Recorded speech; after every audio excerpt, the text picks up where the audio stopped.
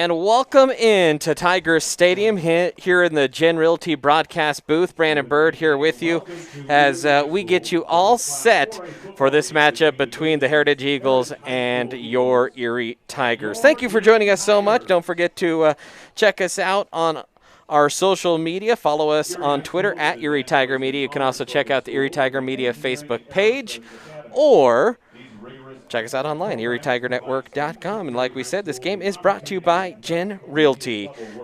Huge thanks to Gen.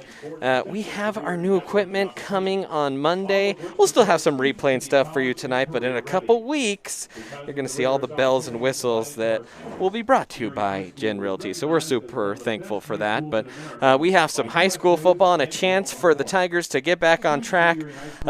Joining me here is Ethan Dillinger. And Ethan, the Tigers, they have dropped 2 straight, and they're looking to get back on track tonight. A team that's 0-4, but a team that has a lot of talent. What do you kind of foresee tonight? Well, I'm expecting a strong start from the Tigers here, trying to get back on track. I'm sure they've been studying this team all week, making sure that they're ready for anything that they can possibly bring them. On the defensive side of the ball, I think they're just ready to slow down the run and make sure that they have the pass game under control. Yeah, the Tiger defense struggled a little bit last couple of weeks, trying to get back on track tonight. But this should be a fun one here. As we mentioned, this Heritage team, it's a unique team. They come in, they haven't won a game yet, but they have 2 players that are big time, folks. Terrence Ferguson, he's going to the University of Oregon. He's committed. And Eric Olson, guess what? He's going to be a Colorado Buffalo. And so that'll be interesting to see here tonight. We're going to take a quick time out, and when we come back, we will have football action here on the Erie Tiger Network. Are you looking to buy or sell a new home? Jen McGurk, an experienced real estate agent serving Erie, Vista Ridge, and the surrounding Denver area. For years, Jen has assisted all types of buyers and sellers with their real estate needs. Give Jen a call today at 303-949-3331 or check out Jen Realty online at genrealty.com.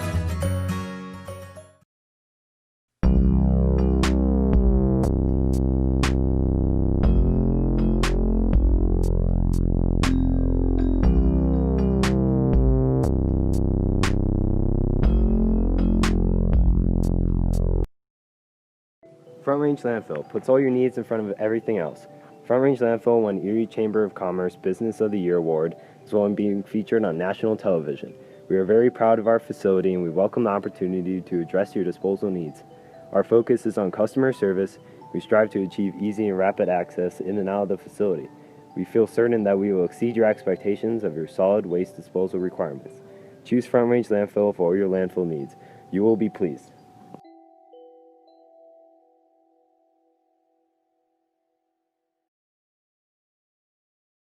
Jeff Foxworthy here. You know, if you've ever found yourself repeating the same thing for 75 years, you might be Smokey Bear. Only you can prevent wildfires. Well, thing is, there's a lot more to say.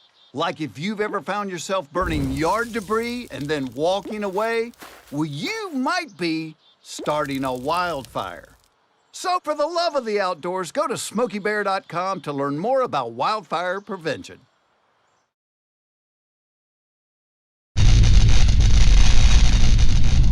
You are watching the ETN.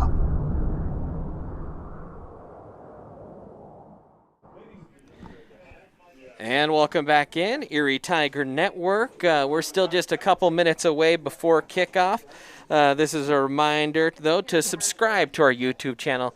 You can also hit the notification icon and be notified anytime we have these games pop up here.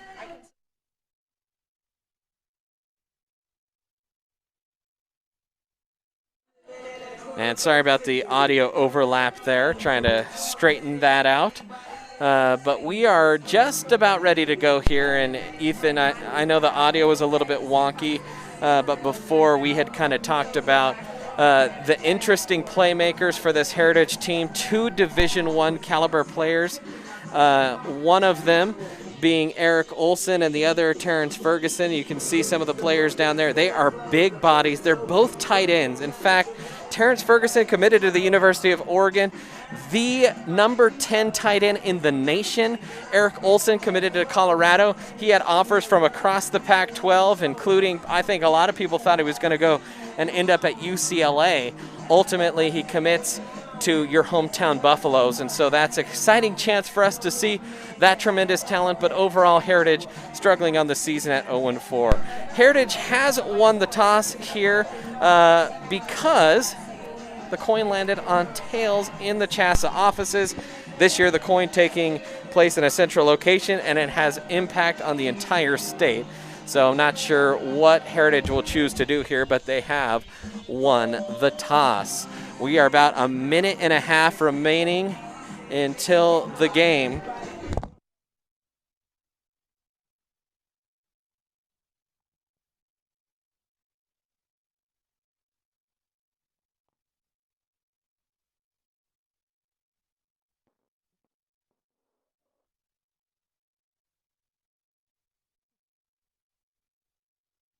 Sorry, we thought we were having audio issues. It turns out we were just listening to ourselves in another window. So I had to figure that one out, and guess what? We are back, and I think we're okay.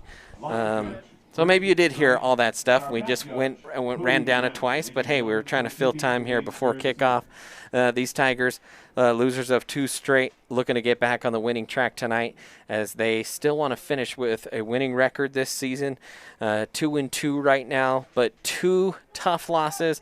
Last week the ball didn't bounce their way. They're hoping that their fortunes change a little bit tonight. And they are led, of course, by the outstanding Mason Vevey, one of the top running backs in the state in terms of yardage. Last week was probably his lowest production week of the season. But he is nearing the 700-yard mark through four games. So it should be fun to watch him here tonight, try and get back on the right track. So here we go. The Tigers will receive. It looks like Heritage has chosen to defer. You might notice on your screens, Heritage is actually on the home sideline. The Tigers decided they wanted to switch sidelines this week just because they've gotten a little more support from the fans outside the stadium. There's only 75 fans allowed inside the stadium due to the new COVID regulations. Of the numbers have spiked. They had to change some things, and so we dropped down to 75 max capacity here at Tiger Stadium tonight. So that should make for hopefully some more watchers at home that are able to hop on this stream and check it out. But we are getting ready to go here, just waiting for the officials to give the signal. And we'll have kickoff, and it is Mason Vevey back to receive deep here for the Tigers.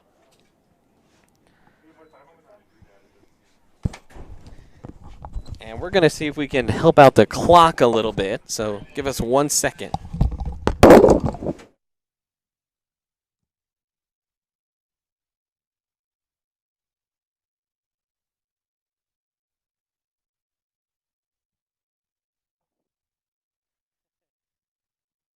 And speaking of COVID regulations, there is some shuffling in the press box, and so I know how to run the scoreboard. They needed someone to do that, and I had to step in there just for a second. So we are now set and ready to go. Put 12 minutes on the clock, and it's time for some high school football, as this one is high in the air and will be in the end zone for a touchback, and the Tigers will take over 1st and 10 from their own 20. And Ethan, as the Tiger offense looking to get on track tonight, what are you looking for? Well, it looked like Brighton contained the run really well last week, restricting Mason Vevey from busting a few big plays, and I think that Mason is going to be ready to come back and have a breakout week here for the Tigers. And a little bit of Murphy's Law, we've had some issues here tonight. Well, we lost our scoreboard just a second ago, so we'll try and get that up between commercials. So just hold tight, and we'll have the scoreboard graphics ready to go. And so they're trying to reset the clock to 12 here as that was a touchback and no time runs off the clock.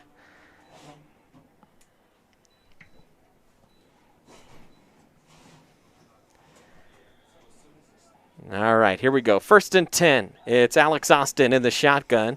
That's Piper in motion. He'll hand it off to Vivi. Vivi kind of just weaves through a couple defenders there, and Vivi will fight his way up to the 25 for a gain of 5 there on 1st down. And these Tigers offensive linemen looking to have a better week than last week against Brighton. They are ready to come out and make some big gaps for Vivi to get through and hopefully have another breakout game for them as well. Huge return of Ryan McConnell here for the Tigers as he's coming back from an injury. That should also help out that offensive line. Another handoff to Vivi, right side, still just grinding the legs, and he'll pick up 4 yards, and that'll bring up a 3rd and short here for the Tigers. Tigers showing a little bit of tempo here early on in this one. Sorry about that. As we have Mr. Carpenter in the booth messing with our mics a little bit, so we'll blame him there. 3rd and 1. Vivi in the shotgun. He's going to run wildcat. Goes to his left, has the edge. The Heritage coaches want holding, but Vivi will just kind of snake and weave his way up across the 35. The official stopping the clock. And a gain of 7 there. And I think today it's going to be important for the Tigers to have a strong opening drive and gain some confidence as they go down the field for the first time tonight. Alex Austin checks back into the game. I think it's Caleb Thyssen flanking him to his right. Double wide. They'll send Piper in motion. They'll hand it to Piper. He'll string it out to the right side, looking for a lead blocker or two, and finally just scoots out of bounds after a pickup of 5 on the play is Piper. An all-student crew here with you tonight. Ethan Dillinger calling color. He'll be running our scoreboard when we get that back up. Madison Gambon, our producer here tonight. And we have a couple cameramen as well. Max Shroud, he's up on top. And Jinmei Dumoy out there running our camera down on the field.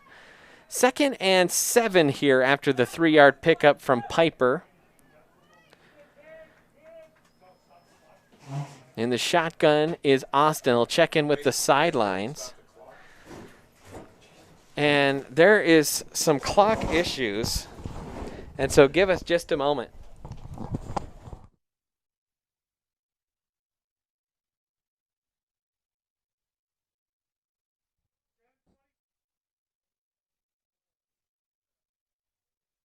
And out of bounds. So that was the reason they stopped the clock there.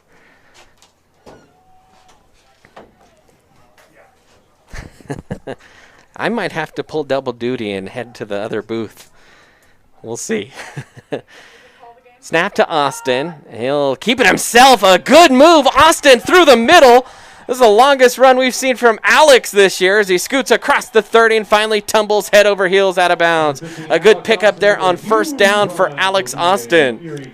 And the Tigers' offensive line doing what they hope to come out and start off with this week. With Ryan McConnell returning, they just wanted to get back on their horse and start the game with a strong drive down the field. A 31-yard pickup there for Austin.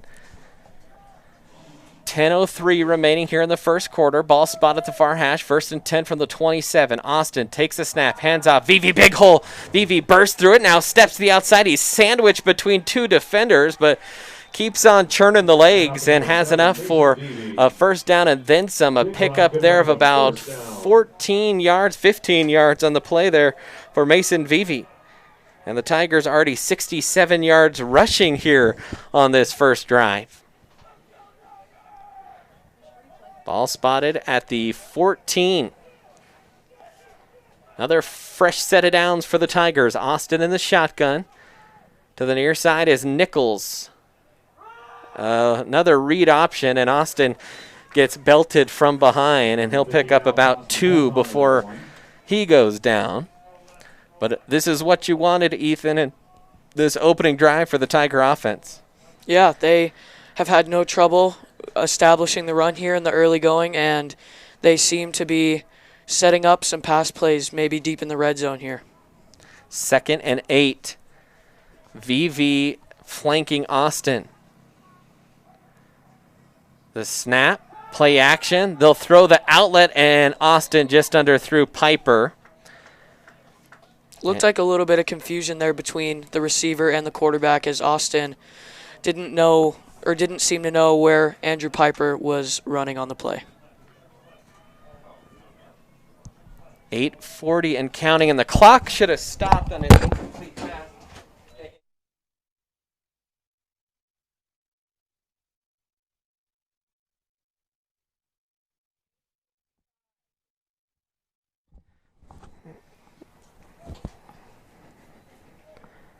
So 8:55 remaining here in this quarter. As a little bit of confusion here. Snap to Austin. He'll run it over the left side, and Austin on 3rd and long, just trying to pick up yards, make it 4th and manageable here, and just kind of kept fighting. Finally spun down at the 8. So a pickup there of about 4 for Austin, and the Tigers are going to send out the field goal unit. The field goal attempt by number 21, Dominic D'Ottavio. D'Ottavio from the left hash or close to it. A field goal attempt of 25 yards here. Snap is good, hold is good, but there's a flag, and the kick was down the pipe, but let's see what this flag is all about.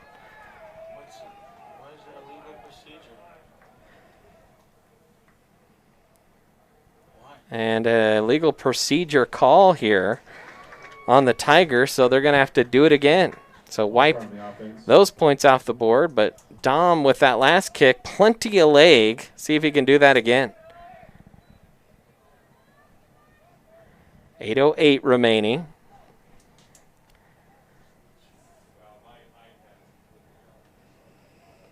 Still 4th down. And now we will have an attempt here of 31 yards for Dom.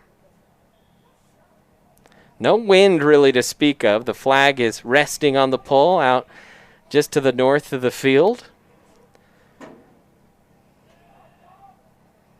Another good snap, good hold, almost blocked, and that one is no good, just wide to the right, and so Heritage able to keep the Tigers off the board. And as the Tigers had hoped for, they had a good opening drive. They just couldn't put the points up in the red zone. So 8:02 remaining here. In this first quarter, and Heritage and their offense will see the field for the first time tonight. And Heritage can kind of mix it up. A little bit of throw, a little bit of run. And like we said, 2 stud tight ends for Heritage.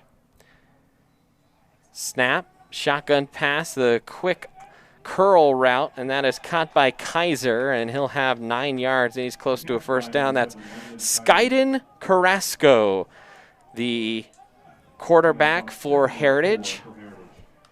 And I think tonight Heritage will try to establish the pass game early, but they might try to steer away from their 2 D1 tight ends, as Erie may have studied up on them and may have prepared a little bit more for them as they may have for the other receivers. Ferguson, he's wearing 3 to the near side. Olsen, 89. Both were stacked. A handoff up the middle, weaving his way through traffic was Gladue. And Gladue out across the 40 to the 42. A pickup there on the play of 13 yards. And so Brian Gladue. And a Tiger getting late off the field. They're going to stop the clock here, and now they're going to roll it. So 1st and 10 here for the Eagles.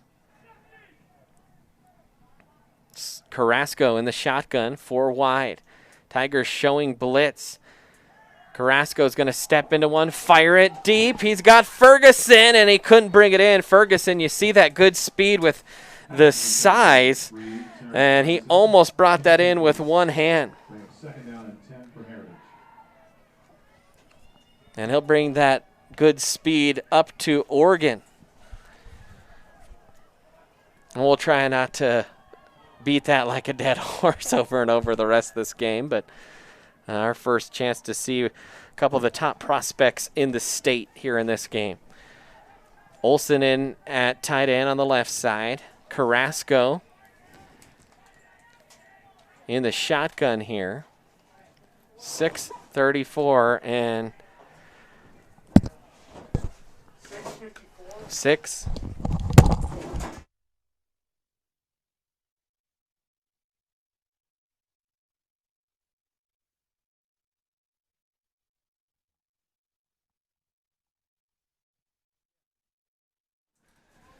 And I will be filling in for Mr. Bird for this play.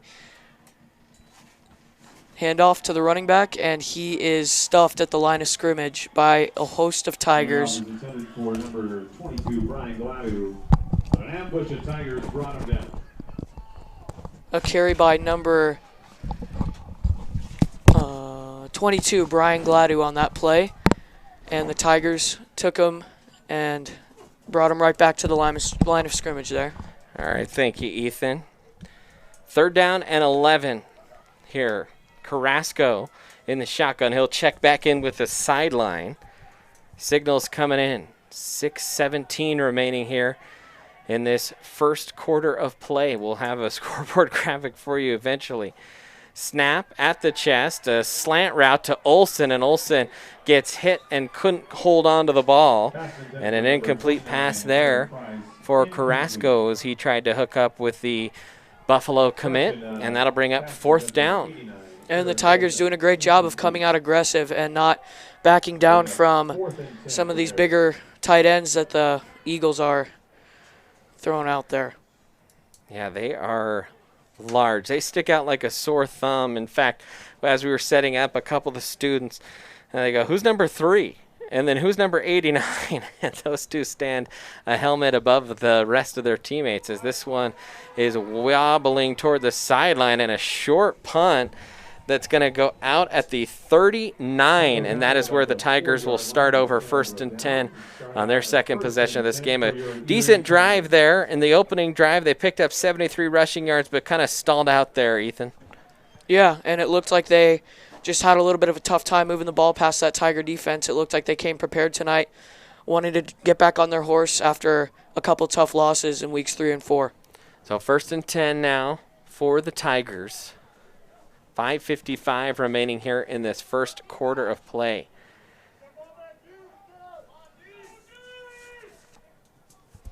Austin in the shotgun. Flanking him is Vivi.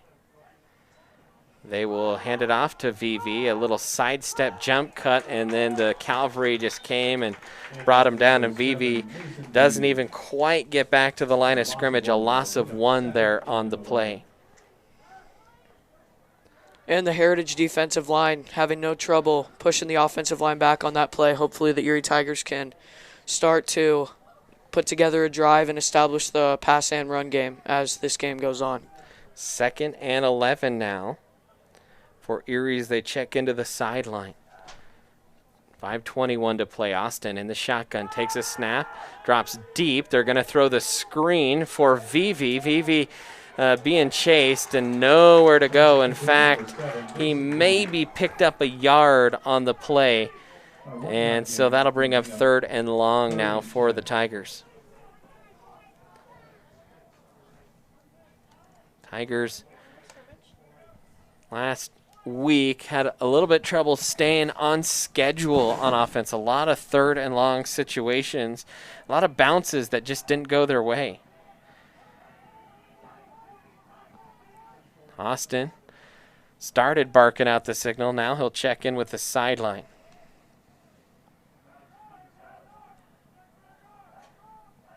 Hard count here for Austin. Takes it, rolls to his right, steps up, fires the deep comeback right at the sticks.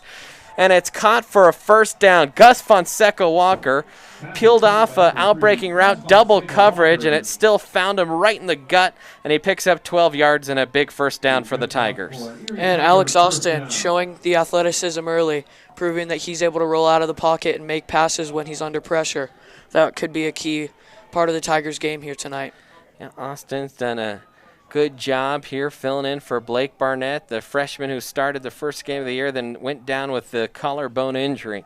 1st and 10. Austin in the shotgun. And he's going to keep it himself on the read action and then just kind of gets gobbled up as he found his way into some traffic. And a pickup there of about 3 yards for Alex. And Alex, good rushing night so far, 40 yards on the ground for Alex Austin. And we're seeing a little bit more quarterback run this week. So 2nd and 7 here for the Tigers as Austin will check the play here at the line. Austin, play action. He's going to throw the corner route and just overthrew. In fact, a couple Tigers in the area. Not sure if that was a miscommunication, but Gus Fonseca Walker and Gage Nichols kind of in the area, and as that one falls incomplete, another 3rd and long here for Erie, and that's a situation they want to avoid. Yeah, and the Tigers just trying to put together a drive, put some points on the board to get the lead early in the first quarter, and it's not going the way they expected. They just need to put together a few good plays and find their way into the red zone. 3rd and 7.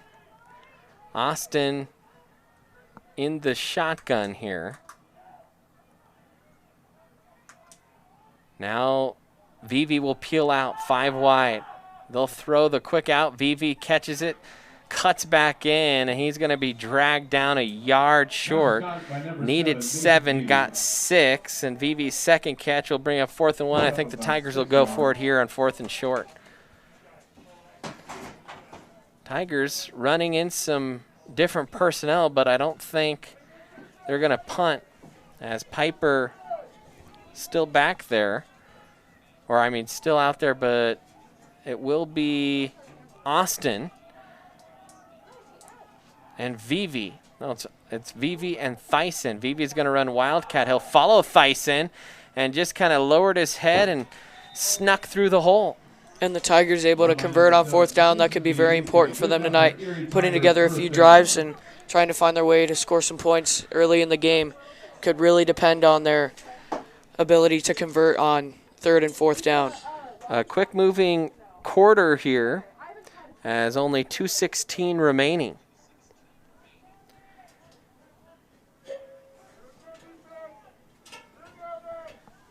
First and 10. Vivi again in the Wildcat. He'll hand it off to Thyssen, and multiple waves of Heritage defenders will finally peg him down. And a loss of 1 on the first carry of the night for Caleb Thyssen. Tigers a good stable of running backs in Vivi and Thyssen, as well as Kana. And we got a chance last weekend to look at the freshman Lincoln States. He appears to be another good running back in the pipeline, and probably the best named running back in the pipeline, Lincoln States. 2nd and 11 here for the Tigers. Tigers, by the way, they've rushed for 1,183 yards in their 4 games.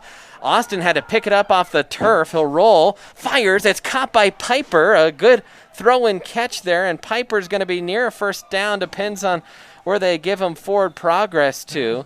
The far sideline official says he's got it, and he does. So first down for the Tigers on 2nd and 11, a 12-yard pickup from Austin to Piper. And the Tigers' offensive line starting to figure it out a little bit up in the front, giving their quarterback plenty of time there. Even when he had the ball hit the turf, he had plenty of time to pick it up and roll out and find his receiver. 1 minute to go here in this first quarter of play. Austin will drop back here after delivering the signal. Two wide to each side. Vivi flanking him to his right. He'll send Piper in motion. He's going to fake it to Piper, keeping himself on an inside quarterback keeper, and then gets stood up and spun down to the turf after a pickup of about 3. Alex Austin now has 43 yards. Tigers averaging 6.6 a carry with 30 seconds remaining here in this first quarter. Tigers quickly to the line. They'll check in with the sideline. You'll see a lot of similar concepts as Ohio State. That's really what this staff loves to model their offense after. And Tony Alford actually spent some time on Zoom with this staff, kind of going over some of the concepts in the offseason. Alford was a candidate for the CSU job, ultimately did not get it as time runs out here in the first quarter. And at the end of the first quarter, it is brought to you by 3M Farms. 3M Farms is a local farm owned by the Merckx family right here in Erie, Colorado. They're excited to sponsor the Erie Tiger Network and want to thank the community for all their support. For the 3M Farms Growing Nursery, the Christmas tree farm will be open starting the day after Thanksgiving with a beautiful selection of fresh-cut trees, wreaths, and garland for the upcoming holidays. And now it's time for the 3M Farms Spirit Spotlight.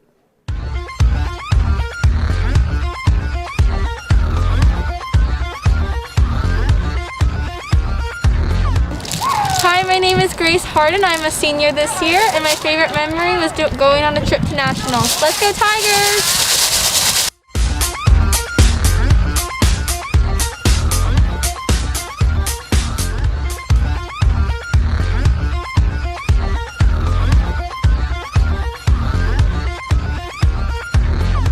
Hi, my name's Berkeley McGee. I'm a senior this year, and my favorite memory was cheering my first Frederick game. Go Erie!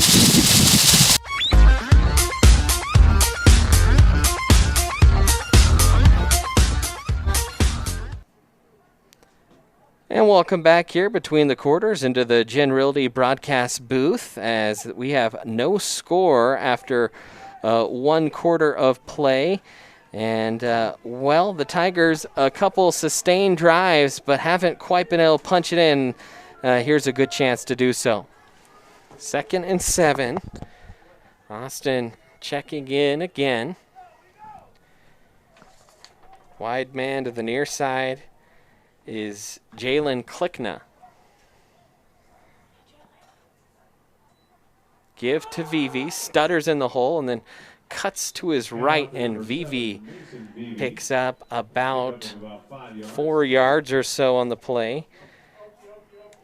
Vivi, we're used to seeing so many long runs, Ethan, has been bottled up pretty good tonight. And I think he's looking to get back to his usual self here tonight, make sure that he can break a few plays, get his confidence back up, and ultimately be a big factor again here for the Tigers this week against the Eagles. Tigers' offensive line kind of back to normal here along the front. The good news for the Tigers is, knock on wood, they have really been able to avoid the COVID bug on the varsity side of things. Snap to Austin. He'll follow blockers on the left side, runs into a wall of white, but just kind of kept chopping those feet and picks up enough for a first down. Good enough for an Erie Tiger first down. So a good little 3-4 yard pickup there, and Tigers in business here.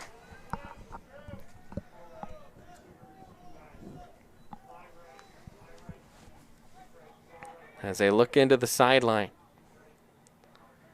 Long drive here. Only one possession from Heritage. This is the second possession of the game for Erie. It's Wildcat for Vivi.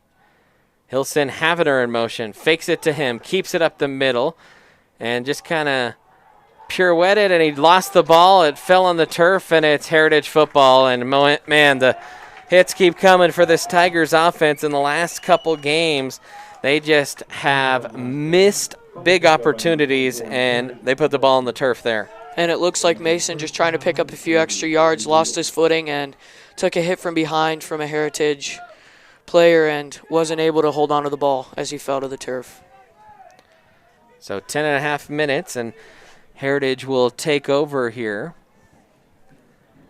as we almost have our scoreboard ready here. Trying to get that going for you. Taken by Carrasco. He'll hand it off right side. Not a whole lot going there. I think that was Gladue on the carry. And he'll pick up one. Number 22, Brian Gladue, bring up 2nd and 9 for Heritage. So Gladue, the leading rusher for this Heritage Eagle team.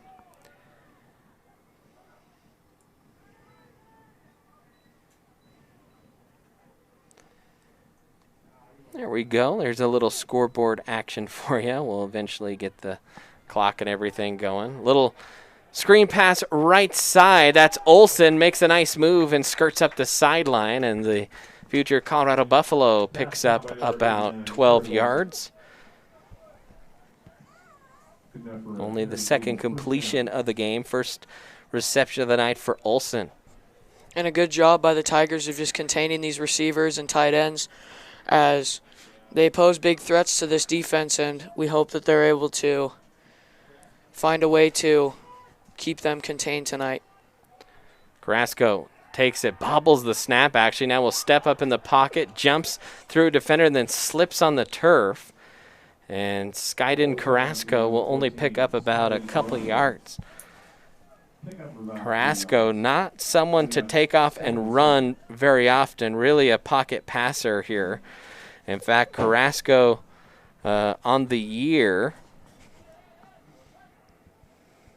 only a handful of carries. 2nd and 7 now. Carrasco drops. They're trying to set up the screen. And off to the races is Gladue, and he has enough for a first down as he gets across the 35. And he'll pick up about 12 yards there on the screen pass. Gladue's first catch of the night.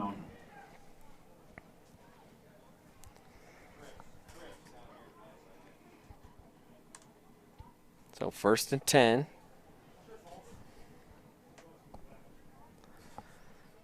And there's some wicked feedback here in the stadium. That's might be an issue we have to address here in a little bit. Don't know if you can hear that on our mics or not. 1st and 10, handoff, left side, Gladue, and there's a wall of black jerseys and a loss of one there for Gladue. Great job by the Tigers, busting that offensive line, getting up to or into the backfield and making sure that that running back had nowhere to go on the play. 8:22 remaining here in this second quarter play, in this first half of play, rather, with Carrasco in the shotgun. He's got 3 wide. Hard count. Tigers don't jump. Gladue flanking Carrasco to his right. You have Ferguson split out wide, and then Olsen outside of him. And they will throw it to Kaiser, and Kaiser has plenty of yardage, but a holding call coming, I think. And Coach Cooper came sprinting onto the field, sprinting. And I think the reason for that is because of who it was. Andrew Piper has had knee injury after knee injury. The Heritage fans don't like how Coach Cooper ran out there. They thought that wasn't right, but they don't know the history. And I think for a second there, when Coach Cooper saw Andrew Piper hit the turf, I think his heart fell into his stomach and he just ran out onto the field because, oh man, that would have been a bummer for sure. But it looks like Piper's okay. And it looked like there on the play, number 3, Terrence Ferguson laid a huge block on Piper, causing him to sit on the turf for a second. 2nd and a long ways. In fact, they called that a personal foul. That backed them all the way up to the 25. Comeback route for Ferguson, and he is bottled up. And guess what? Standing up, thumping his chest was Adam Bristow, the lacrosse player here for the Tigers. And that'll bring up 3rd and real long. Bring up 3rd down. A long ways to go.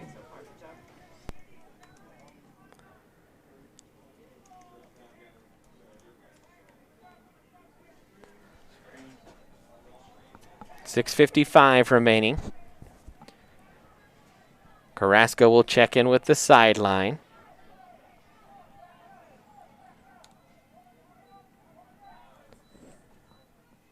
Carrasco going to step into one high and over the head of Ferguson and out of bounds. And so Heritage will have to punt. Low-scoring affair here in this first quarter as Heritage goes back to punt. I think Zachary Shilladay, nope, beg your pardon, it's actually Cristiano Palazzo is the punter here for the Eagles.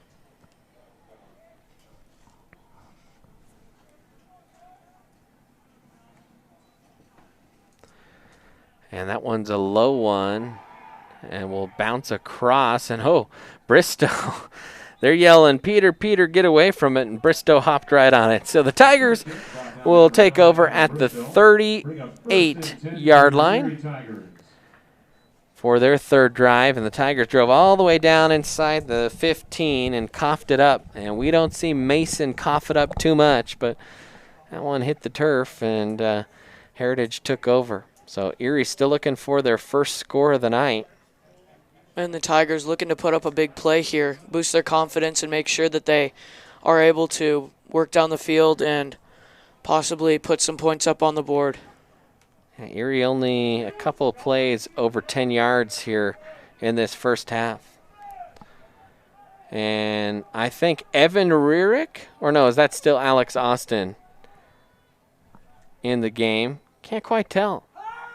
And it is Rearick, and he fires the out route, and we thought we might see Rearick, and there's Big Ox with a big stiff arm. Ox still on his feet across the 30, and finally gets slung down inside the 20 to the 18-yard line. So a quarterback change, and the first throw for Evan Rearick is a good one.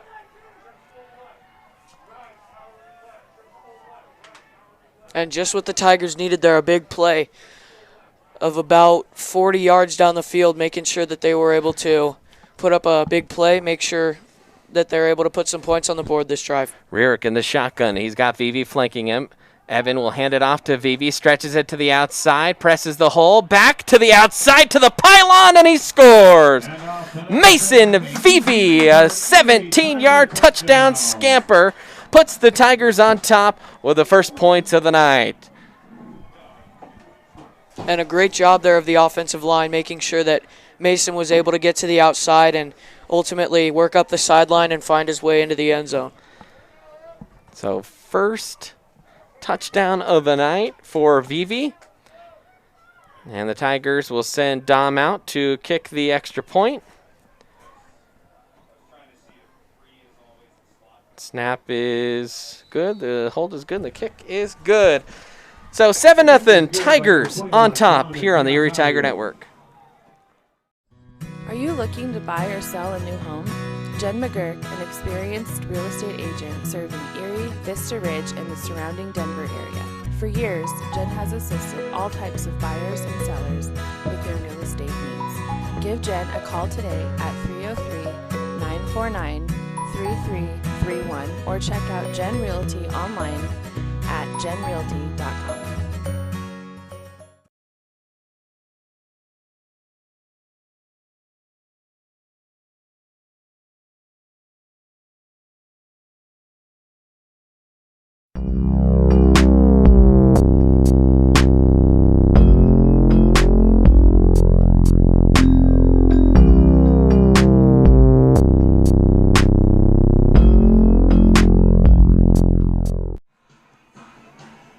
And welcome back in, Erie Tiger Network. Tigers set to kick it off with Datavio. And back deep, a couple Heritage Eagles standing on the goal line and can't quite make out who's back there as this one goes end over end and will be taken by Meltzer.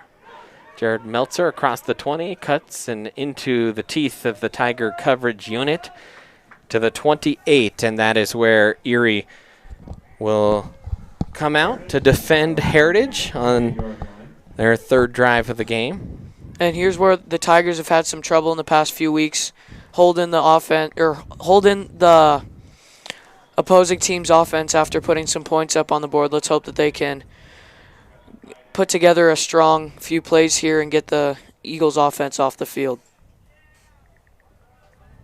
So 1st and 10 here. Play action, and it's a throw behind Olsen. Thought he might have had a chance to haul that one in and had to pirouette and just couldn't snare it. Incomplete for Brighton.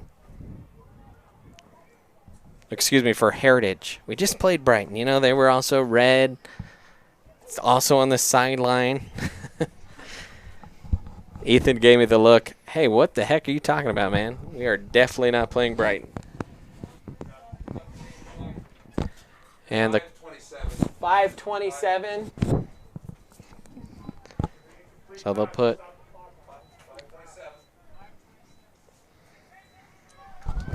And they're trying to.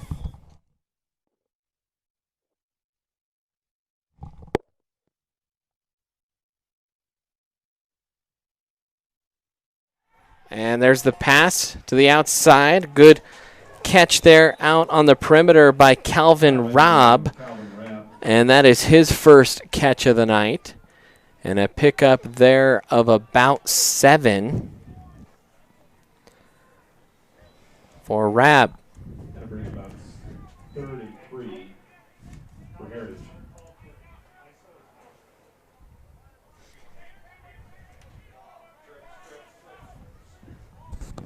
So 3rd down here for the Eagles. Carrasco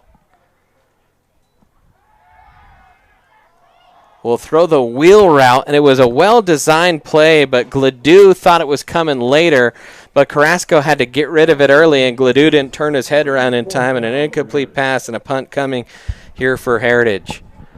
So the Tigers will get it back. 5:17 on the clock here in the first half, second quarter of action.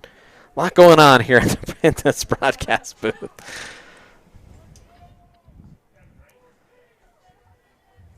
And Palazzo will punt it here for Heritage. Really took his time there and got off a little bit better of a punt. And Thyssen will watch this one bounce all the way to the 16. A decent punt there, and that's where Erie will take over. And Ethan, the Tigers finally looked a little bit sharper on that last drive. You saw a quarterback change. Evan Rierick came in and completed first pass. Big Ox made a lot happen on that pass play, and then Vivi took it in. And it looks like Mason and Big Ox are starting to find their groove here as they put together a few big plays and ultimately put together a touchdown drive. Tell you what, you have a couple talented tight ends and Olsen and Ferguson on the Heritage side, but Big Oxiger, he showed the moves there, and he's had the best play of the night by any tight end out here in this one so far. 1st and 10 for the Tigers, 5:06 here in the second quarter. And Rierick will come back out here for Erie. Vivi flanking him to his right. Rierick takes the snap. He's going to run play action, looks down the field, has a man that just stopped, and Rierick threw a hose but overshot. I believe that was Klickna that kind of settled in the soft part of the zone. And, man, you can see the arm strength there from Evan Rierick, just kind of overshot his intended target. And the Tigers' offensive line there not letting the Eagles get into the backfield and making sure that Rierick had plenty of time to throw. It looks like he just overthrew his receiver there. Yeah, and Rierick is he works out at 6'0" strength. I think when they look at that one, they'll say, don't overstride, as he kind of overstrode that time. That's when the ball will sail on you. But hard worker is Evan, and good to see him in and throwing ropes. And the penalty on Erie was a 15-yarder, maybe even longer than that. They have to get to the 25. The ball is back at the 4. Goodness. Long penalty there for Erie. Rierick in the shotgun. He's going to throw a pass. It's another floater that just was defended. He had a man breaking free. I think that was Gavin Malik. and just underthrew him. Tried to float that one in there, and it was a good defensive play. Dropping back into coverage was Hank Orr. And it looks like here for the Tigers, Evan Rurick feeling the pressure of one of his first varsity games as he's come into some lower pressure situations when they're down late in games. And it looks like he just has to calm himself, gain some confidence, and make sure that he's ready to go for this next play. Handoff, VV, and VV not much going there on second and real long. And actually, I think that was Caleb Thyssen on the carry. And a pickup there of only about one. So third, and the Tigers have to get all the way down to Littleton to convert this one. 4:24 remaining in this first half of play. Tigers really taking their time here. The back judge putting his hand up. About 6 seconds left in the play clock. 5, 4. They'll send a man in motion. A timeout coming here for the Tigers. We'll step aside, take a quick timeout here on the ETN.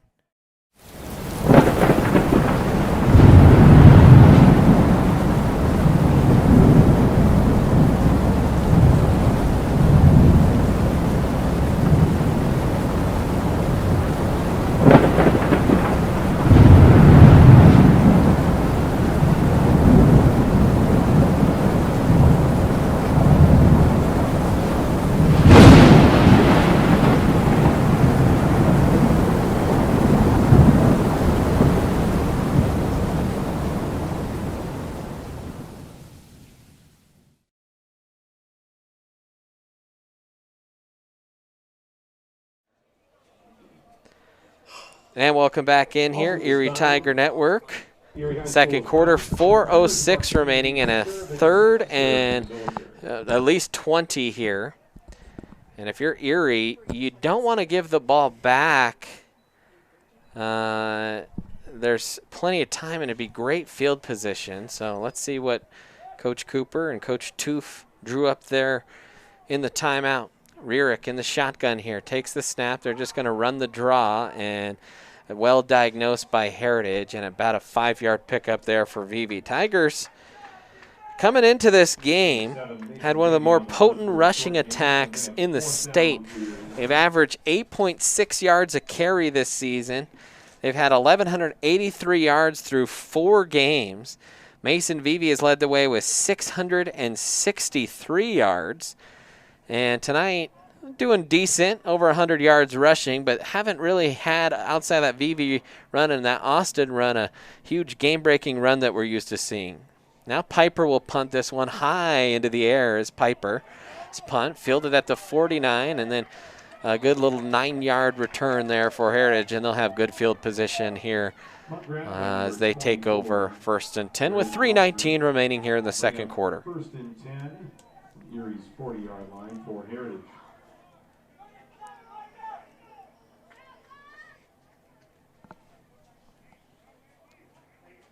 So we'll see what Heritage does. They really haven't moved the ball that well. Only 56 total yards, including 14 on the ground for Heritage here in this first half. Carrasco in the pistol here. Behind him is Gladue. Carrasco will step up in the pocket, and Pastore grabbed his face mask. Penalty flag flying in, and Piper almost had an interception. Doesn't matter, though, as Pastore. Now, you want to take a look at a potential D1 kid. John Pastore could be that guy. The Erie staff certainly feels that way. He has been making play after play all season long. And the big John Pastore just nicked the face mask there, and a 15-yarder and a fresh set of downs for the Eagles. 3:15 remaining here in this quarter. Heritage on the move. We will have a bunch of halftime goodies for you here. It is homecoming for the Tigers. The homecoming court will be announced here at halftime. We'll have a special presentation, which we'll talk a little bit about at halftime. And there's a big stick in the hole for the Tigers. That was Jacob Farling that stepped up and got the big hit.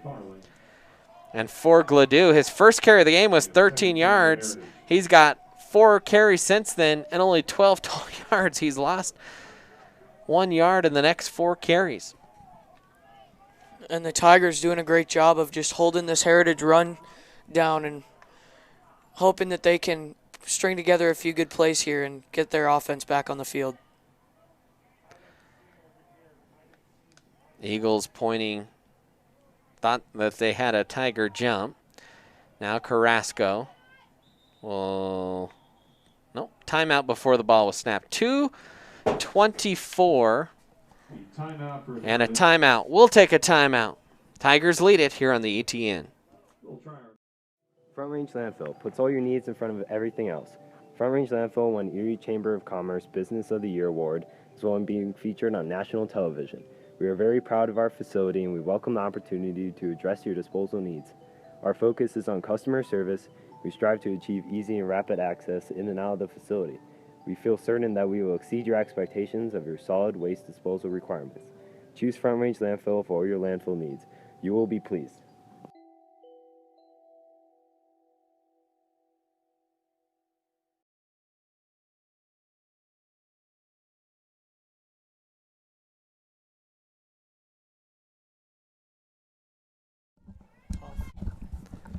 And welcome back in, Erie Tiger Network, 2:24. Brandon Bird, Ethan Dillinger here with you as we have coverage of this Tiger football game, their second to last regular season game, and then they'll have one post-game or post-season game or extra game, and I'm not sure what you call it, against Bear Creek that was added to the schedule. That'll take place right before the Thanksgiving break. And we'll have that one. It's a Thursday night, I believe the 19th or 18th, whatever that Thursday is right there before the break, the 19th. We'll have that here for you on the ETN. 3rd and 8. Carrasco in the shotgun after the 2-yard run there by Gladue. Now Gladue will switch sides. Heritage staff bring the plays in. Carrasco scans the field. Takes the snap, looking for Olsen. Now he'll roll to his right, a penalty flag coming in. That is caught in the center of the field, and then Rob trying to make some plays, but penalty flags flying. And I'm not sure what that was on. That came right as soon as the ball was snapped. I don't know who that'll be on. It is on Heritage. I think illegal hands to the face call. Yep, and that'll back up Heritage. So 3rd and now 18 for the Eagles.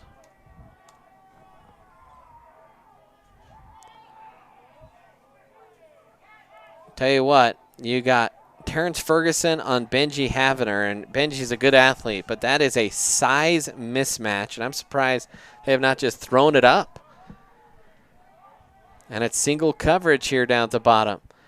And that is where they're looking. They're going to throw it up, and there's Ferguson, and he has it for a touchdown. You could just see the way it was aligned up here in the box that that's what they were trying to do, was isolate Ferguson on Havener, and they did, and a touchdown was thrown. And the first one of the game, and Heritage is back to within a point.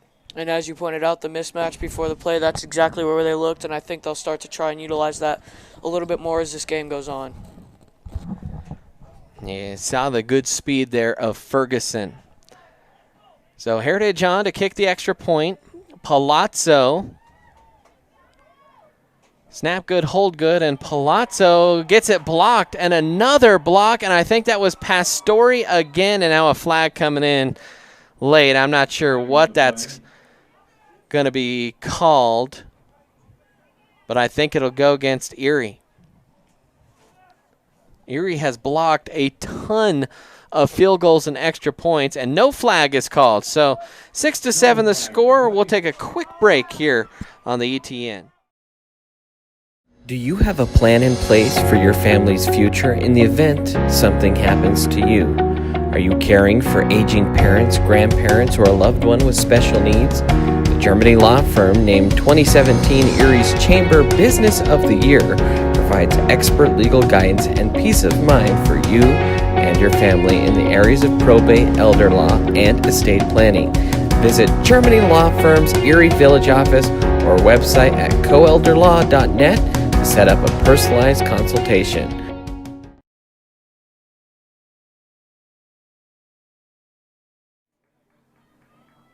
And welcome back in here, Erie Tiger Network. There's our clock and a 1-point lead here for Erie. And thank you so much for joining us on this beautiful November night.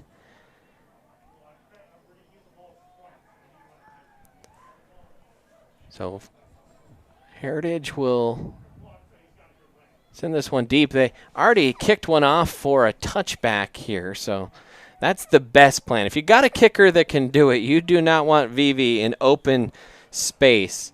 And you just want to kick it out the back every time, because we have seen Vivi make guys pay all season long. In fact, Vivi on the year, he's got over 1,000 all-purpose yards, 337 kick return yards for Vivi.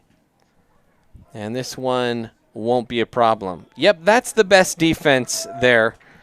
As Vivi on the season, he has 7 kickoff returns. He's averaging 48 yards per kick return. And Vivi, who has scored 13 touchdowns on the season, has scored 2 of those on kickoff returns. He also had 1 called back this year. So Mason Vivi, for sure,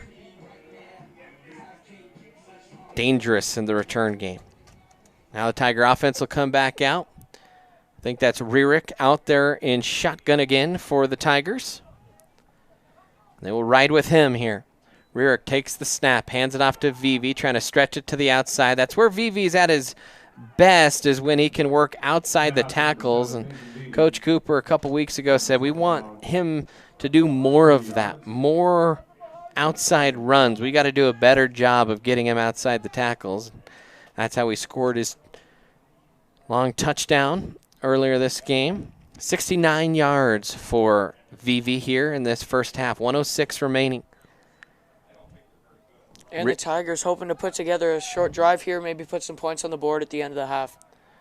Rierick takes the snap, and he will hand it off to Vivi. Late looked like he was going to throw. It was almost like a fake and then a fake pass and then a draw give. I don't know if there's a little bit of miscommunication there, but a run there of about 6 yards for Vivi.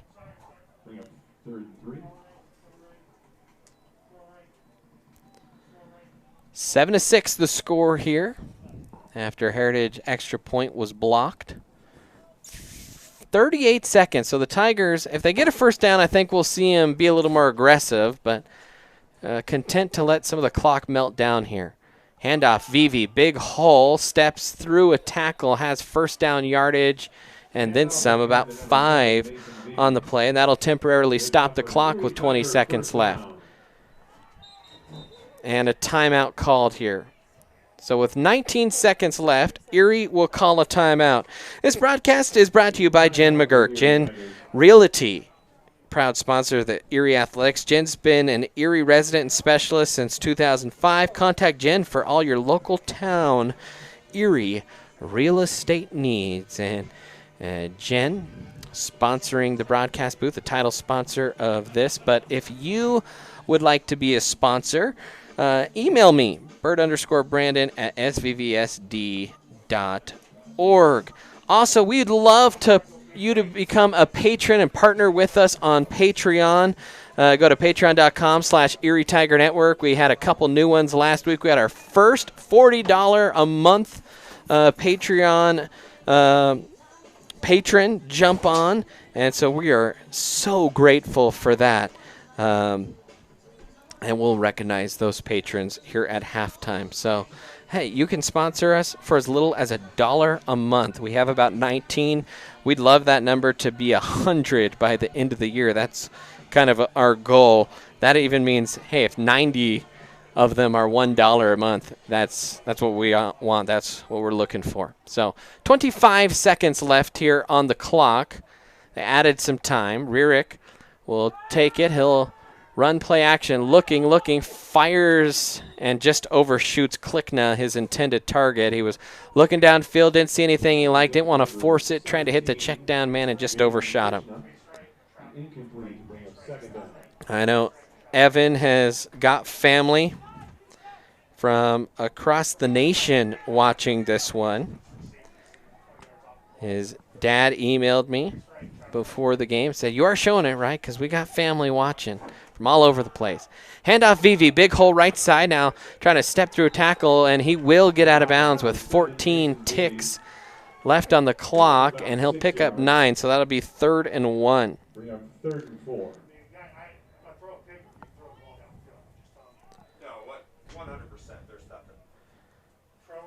Third and 1 here.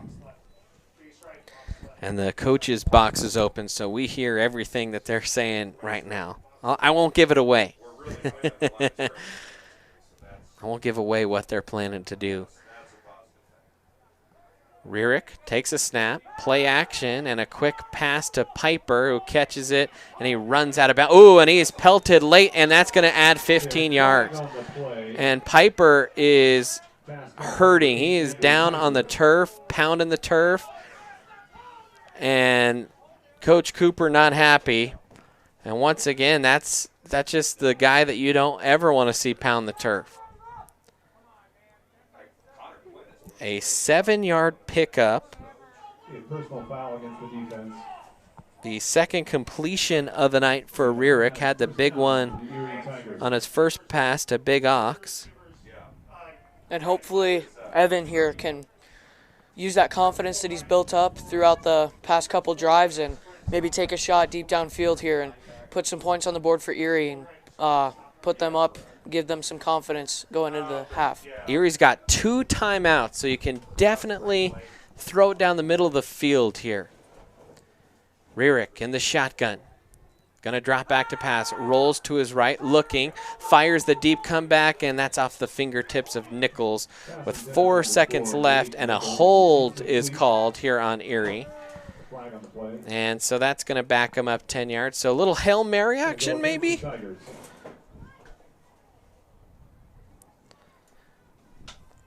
Rierick definitely has the hose to get it to the end zone.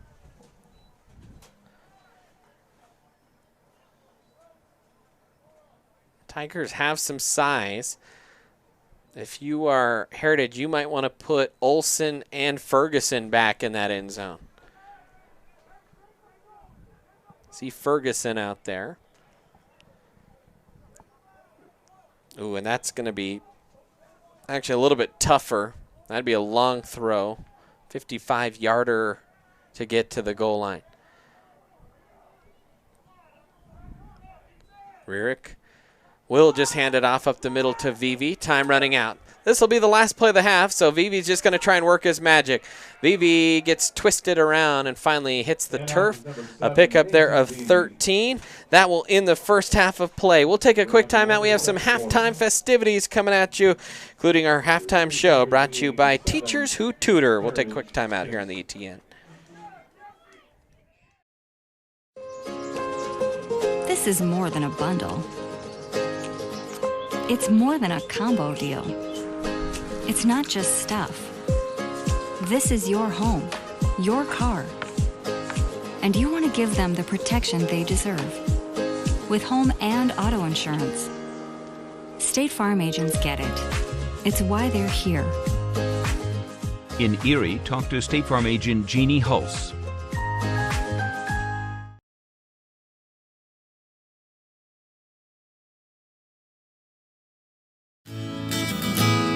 Sherry Bond is your hometown real estate expert who has passionately been helping people develop winning game plans for their home goals since 1994.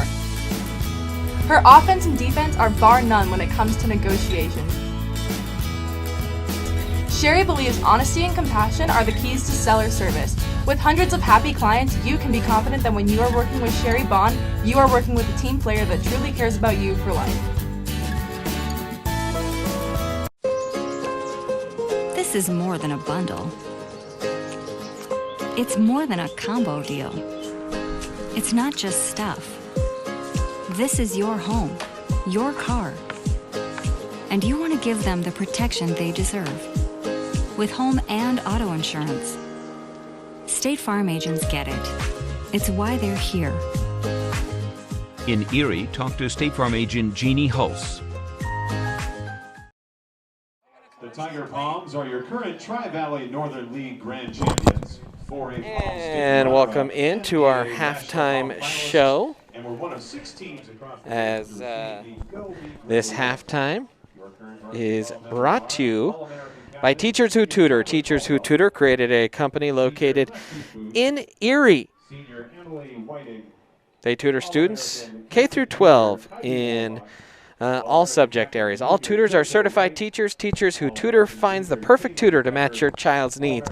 Whether you're trying to get your kiddo up to grade level, extend their learning, or prep for the SAT, they are here for you. Contact them today at teacherswhotutor.biz, and we are going to carry the Palms team live out on the field for their halftime festivities.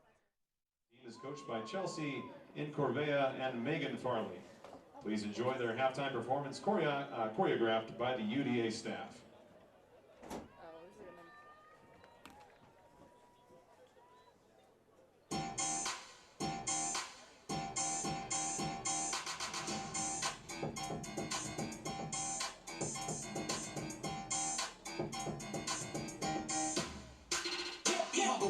Sit down, be humble, sit down, be humble, sit down.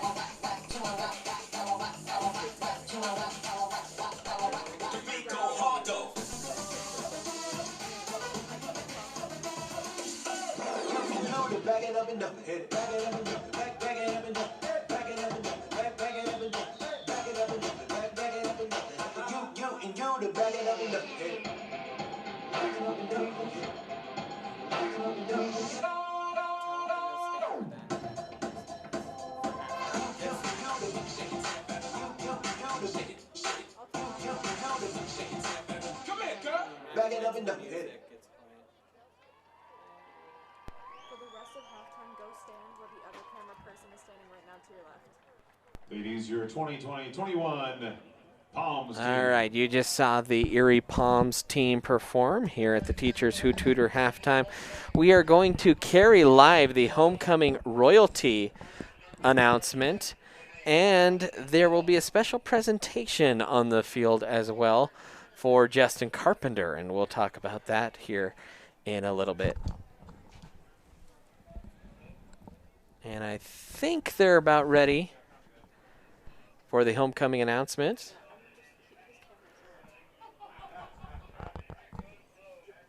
We'll make sure we get our camera people in place. You know, while we have a moment, why don't we go over some halftime stats here. By the way, a new Patreon patron just came in.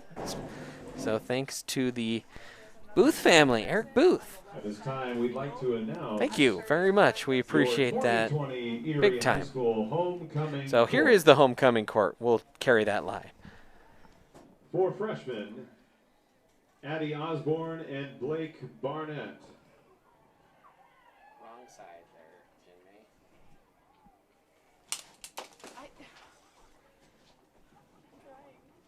For the sophomore class, Hey, Jin May. Emma Carnival and Holden You're pointing Paytier. at Heritage. We want you to turn your camera around to where the homecoming people are. And we want For you the to junior walk class, that way quickly and get out to Anna where that other Cariano cameraman and is. You Caleb can go on the Beeson. field for halftime. So go all the way out there. Hurry, run, run, run, run, run. Run, run, run, run, run, run, run. What do you say? I don't know. I don't have to And earpiece now, it. here are Say the it again. senior court members. These young men and women are also can the go out 2020 there. Erie Go. High School Homecoming King and Queen nominees. You can go on the field for The halftime. King nominees are Luke Tallman, Hurry, quick, quick.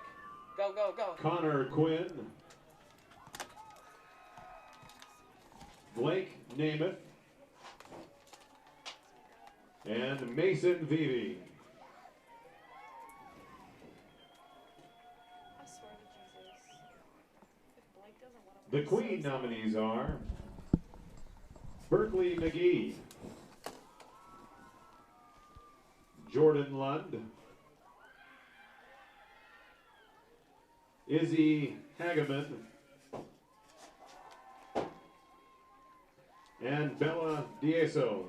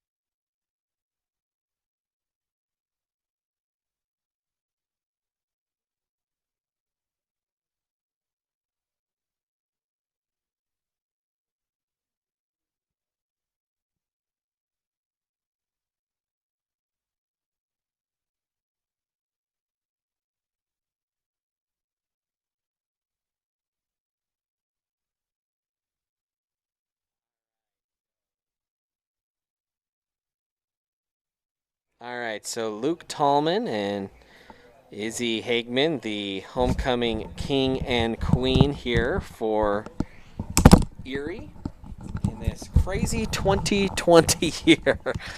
Oh, man. But a good memory for them to cap off a crazy year.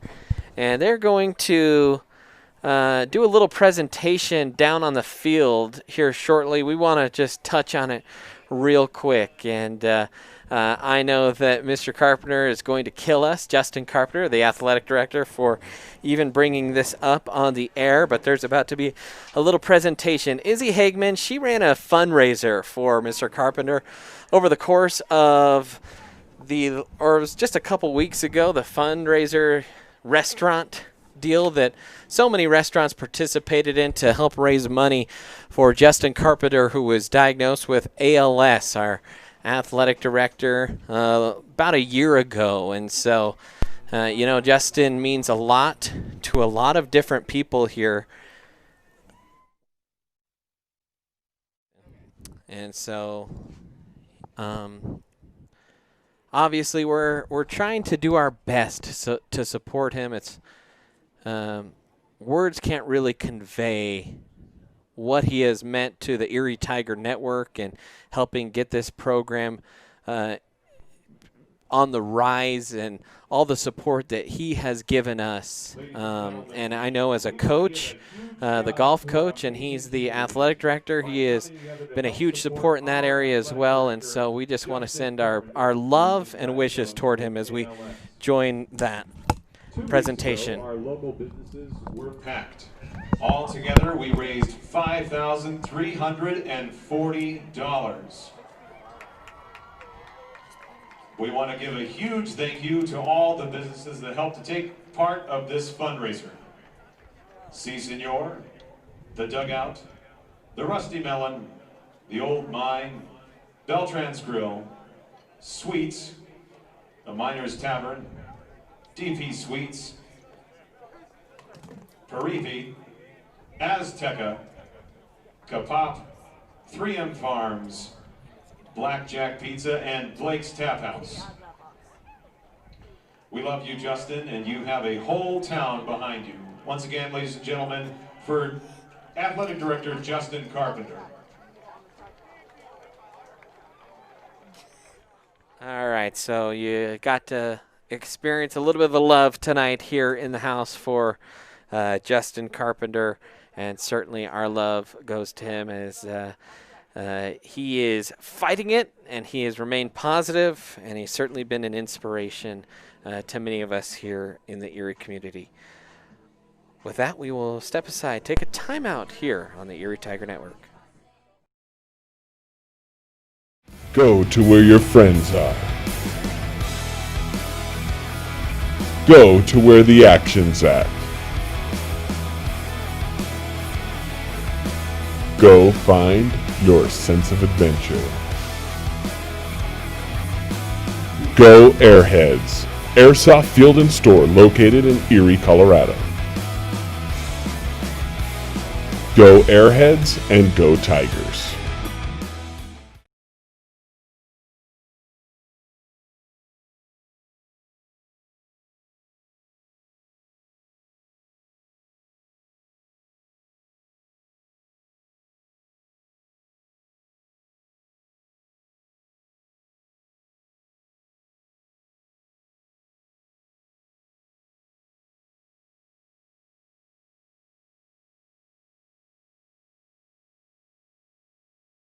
Front Range Landfill puts all your needs in front of everything else.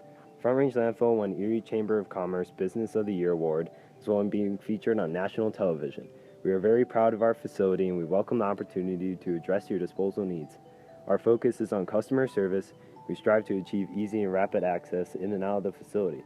We feel certain that we will exceed your expectations of your solid waste disposal requirements. Choose Front Range Landfill for all your landfill needs. You will be pleased.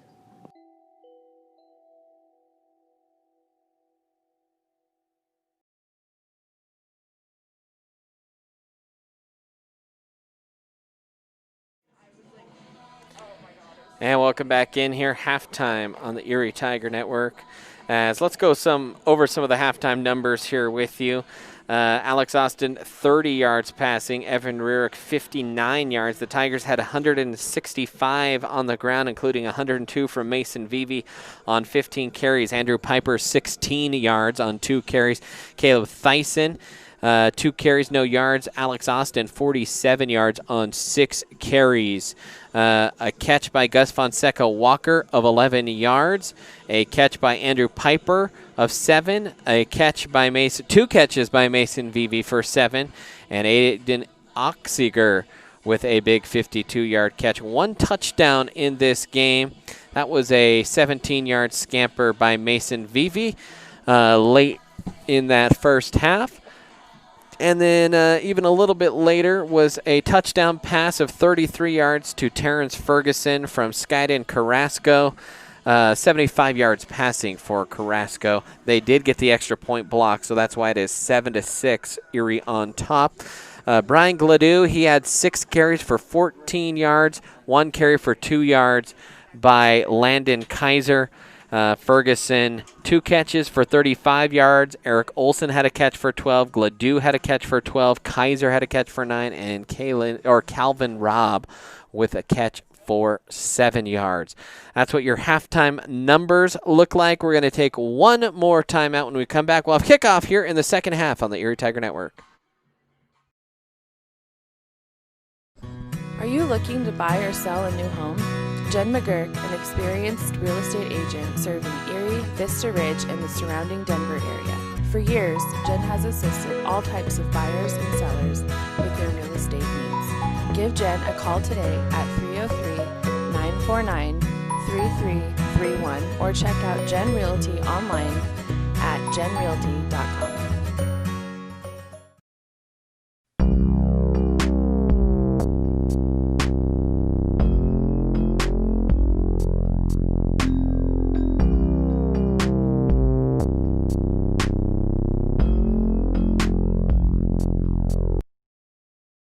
Front Range Landfill puts all your needs in front of everything else. Front Range Landfill won Erie Chamber of Commerce Business of the Year Award, as well as being featured on national television. We are very proud of our facility and we welcome the opportunity to address your disposal needs. Our focus is on customer service. We strive to achieve easy and rapid access in and out of the facility. We feel certain that we will exceed your expectations of your solid waste disposal requirements. Choose Front Range Landfill for all your landfill needs. You will be pleased.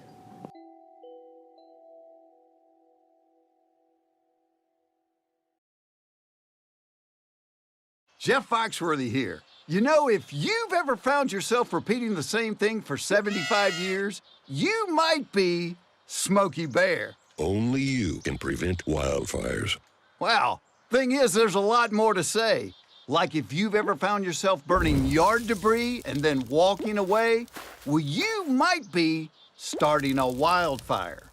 So for the love of the outdoors, go to SmokeyBear.com to learn more about wildfire prevention.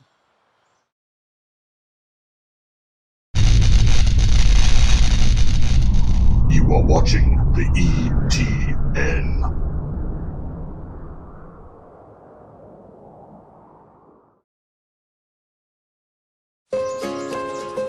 This is more than a bundle.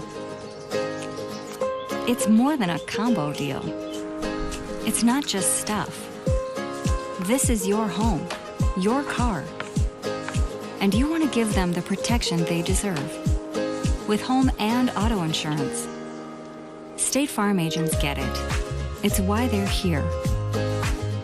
In Erie, talk to State Farm agent Jeannie Hulse.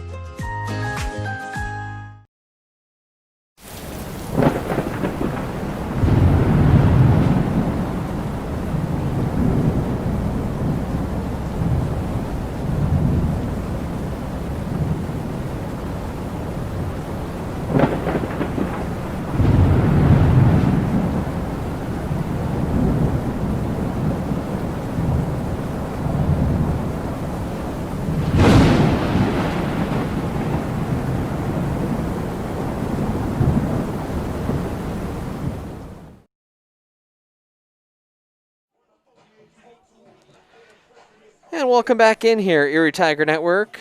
The beat rolls on here, and we'll get started in the third quarter. It'll be Heritage set to receive this one. And, well, Brighton didn't move the ball a whole lot, only 91 total yards in that first half, but it was that touchdown of 33 yards that brought them to within a point. And I beg your pardon, it is Heritage. I don't know why I keep saying Brighton. Big kick by number 21, Dominic. Ethan's on top of it, though. He's always right there to correct me.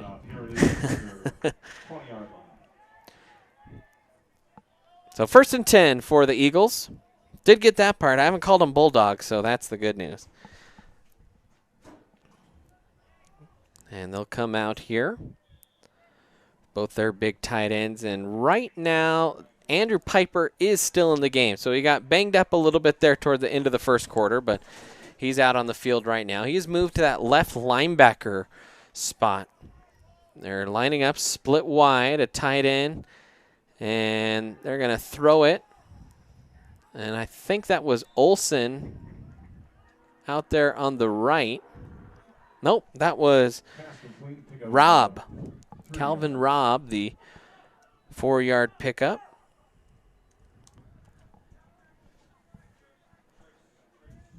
Trips to the near side.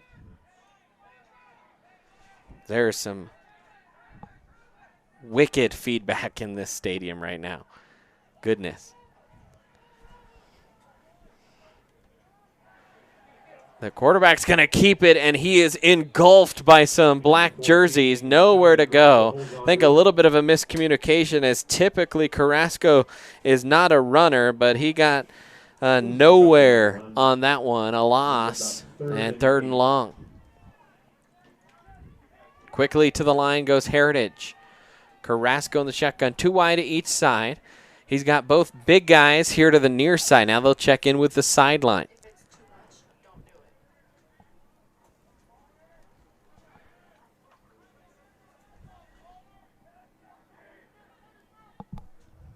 Third and 8. There's the snap. The deep out route caught by Ferguson. Oh, man, and he is pelted by Andrew Piper. Piper came over and busted him right in the chops. A pickup of 7 on the play, and that'll come up a yard short. And Heritage is going to punt.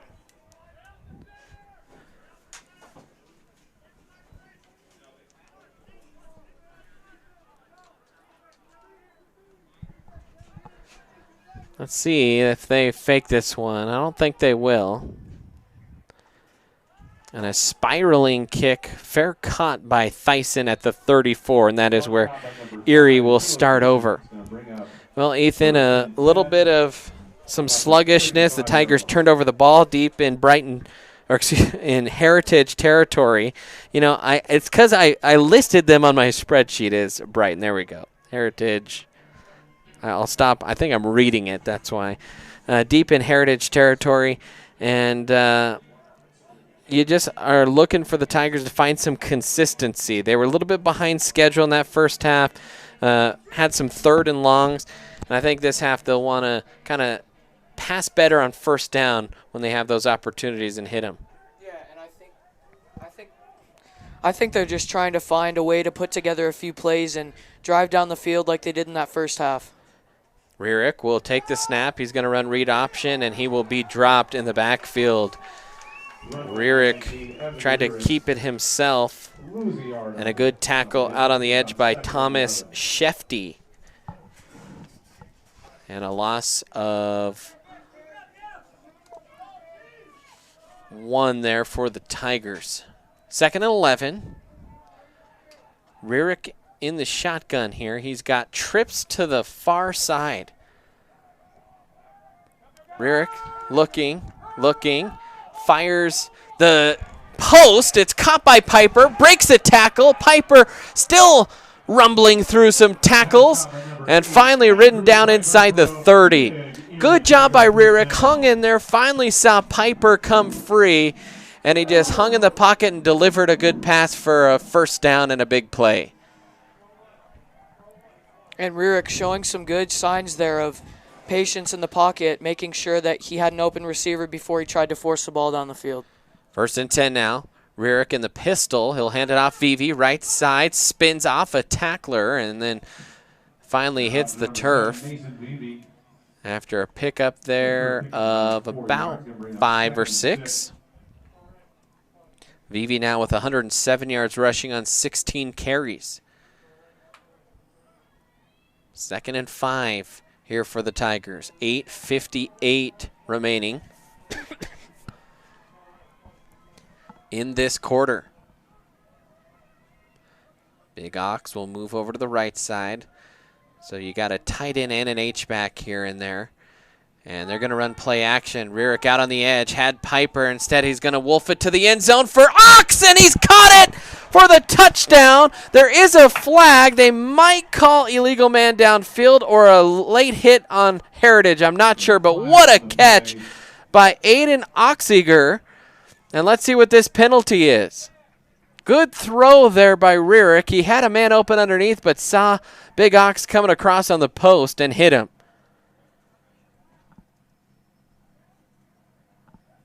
And they're going to come over and talk to the Heritage coach here. And he doesn't look happy, so I think this is on Heritage. A personal foul on Heritage. The touchdown is good, and the player is ejected from the game. So an ejection there for Heritage. The touchdown throw, and what a beauty it was from Rierick to Aiden Oxiger. And the Tigers up 13-6 here, and a chance to make it an 8-point game with the extra point. And they will move this half the distance to the goal. I don't think that that's going to change Erie's mind in terms of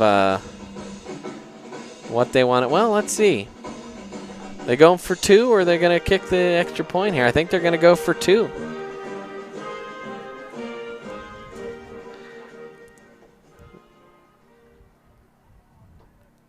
So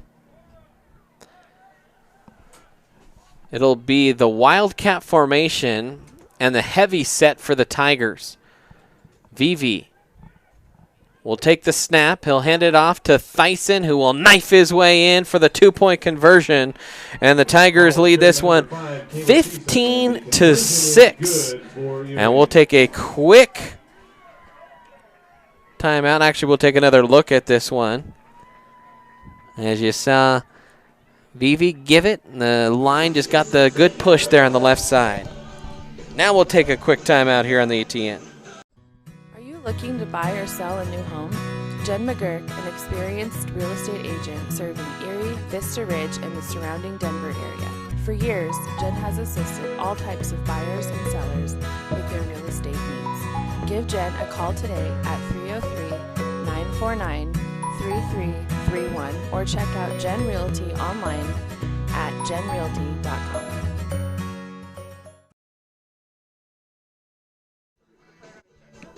Yeah, I think he just hit him in the helmet. And welcome back in, Erie Tiger Network, third quarter. Tigers on top here after a good drive. You got the 3 and out. Jen May cannot be standing right there. You have to be out of that box. Call it.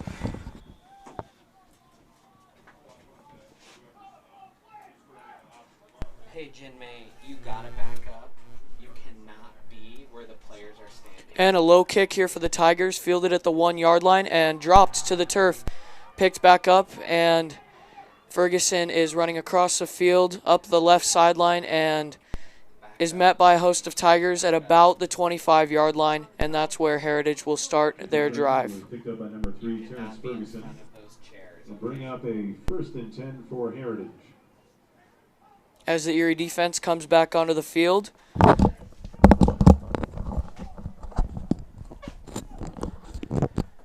And so Heritage trying to bring it to back within a score. Down 2 scores here, and Heritage looking at the film on the sidelines. They're not happy what they're seeing.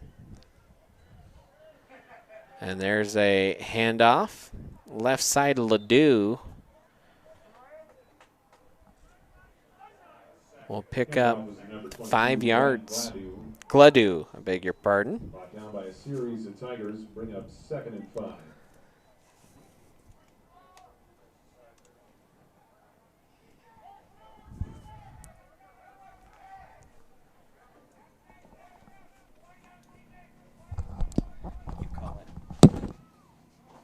Quarterback takes the snap, drops back, throws to his right, and that throw was short of Terrence Ferguson there, bringing up 3rd down and 5 for the Eagles.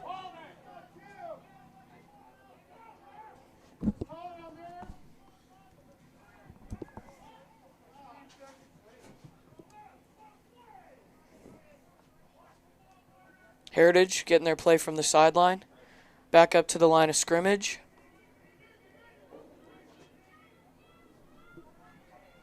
Quarterback in the shotgun, running back flanks him to his right.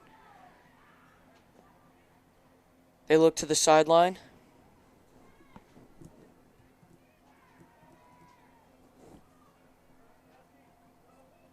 Takes the snap, drops back, throws to his left, and that pass is completed.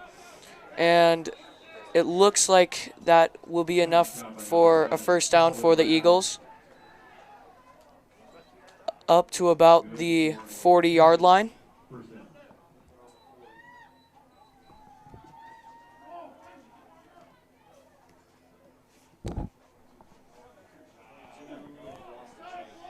And the Tigers up at the line of scrimmage there stuff the running back, Gladue, in the backfield for what looks to be no loss on the play. He was able to get back to the line of scrimmage there.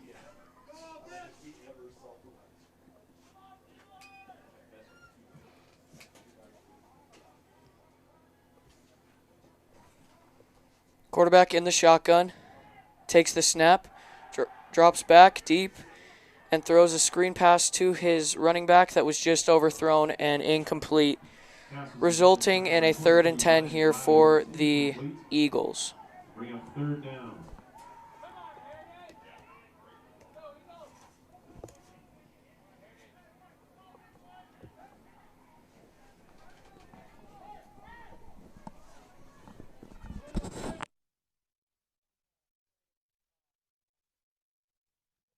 That's here. All right, 3rd down and 10 here for the Eagles.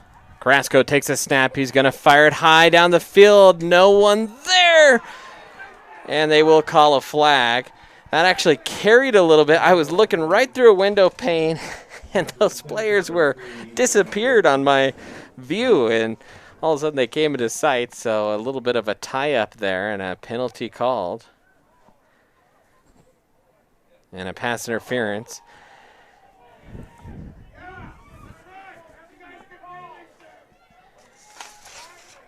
And Coach Cooper not happy with that call. That was C.J. Reeves back there. Pretty good athlete for the Tigers. So 1st and 10 now Penalty is going to bring up a 1st and 10 for Heritage. for Heritage. Around the 45-yard line. Carrasco in the shotgun here. Man in motion. He's going to hand it to him on the jet sweep. Good kick-out block there. And Theisen had to come up and make the tackle, but a pickup there of about 8 or 9 on the play on the sweep to Kaiser.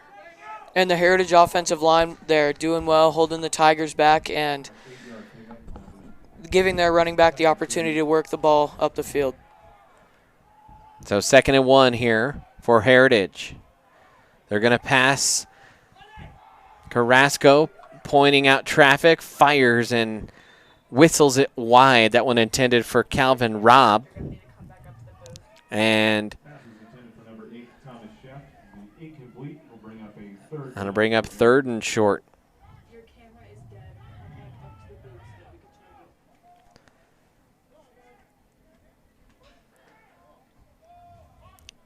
Trying to be aggressive there on 2nd and short. And they'll still have 3rd and short to try and convert.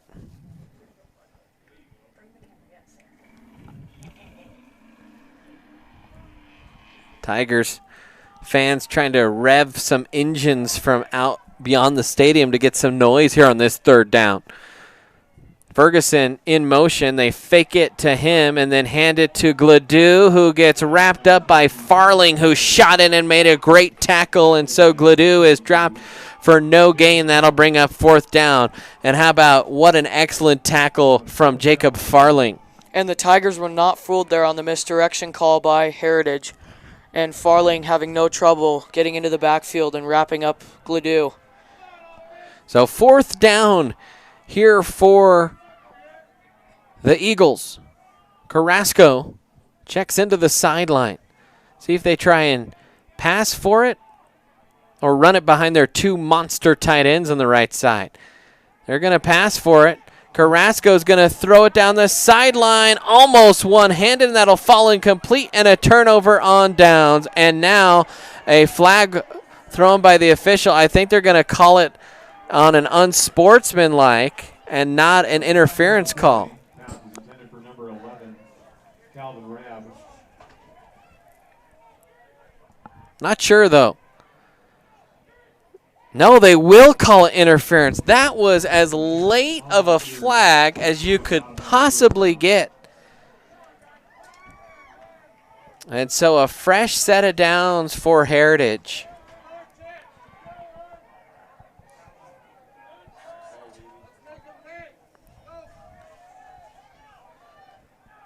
.5:25 remaining here in this quarter. Erie on top by 9 after getting the 2-point conversion. They made it a 2-possession game.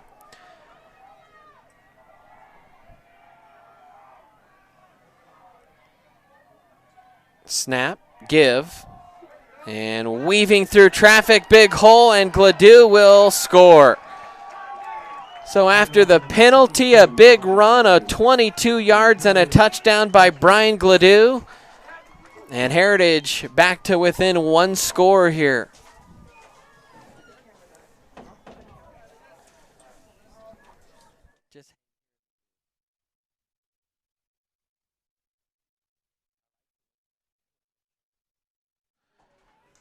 And Heritage out to kick the extra point. By the way, we have 1 camera down, so we're down to only our up top camera.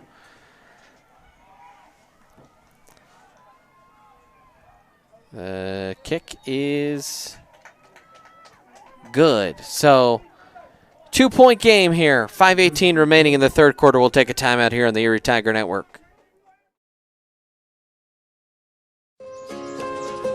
This is more than a bundle. It's more than a combo deal. It's not just stuff. This is your home, your car. And you want to give them the protection they deserve. With home and auto insurance. State Farm agents get it. It's why they're here. In Erie, talk to State Farm agent Jeannie Hulse.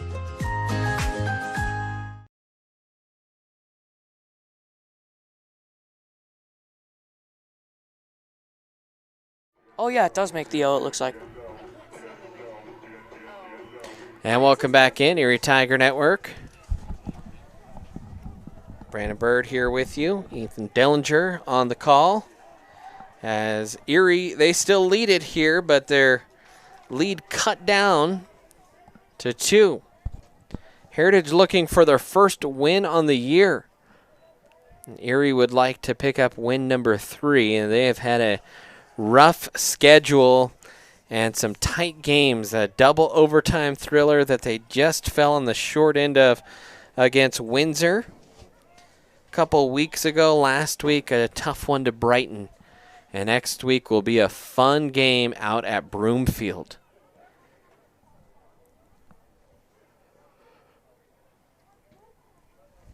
And this one will be sent to the end zone and a touchback here. So no chance for a return for Vivi tonight in the kick game. And that's smart, Ethan. That takes away a real weapon for the Tigers. Yeah, and it looks like the Heritage defense has contained Vivi pretty well and had no trouble keeping the ball out of his hands on special teams. And the Tigers looking to use him as much as possible here on the offensive side of the ball now. So 1st and 10 for Erie.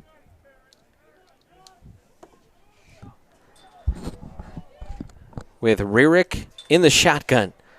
Evan hands it to Vivi, and just they are jumping in the gaps and getting some stops here along the line.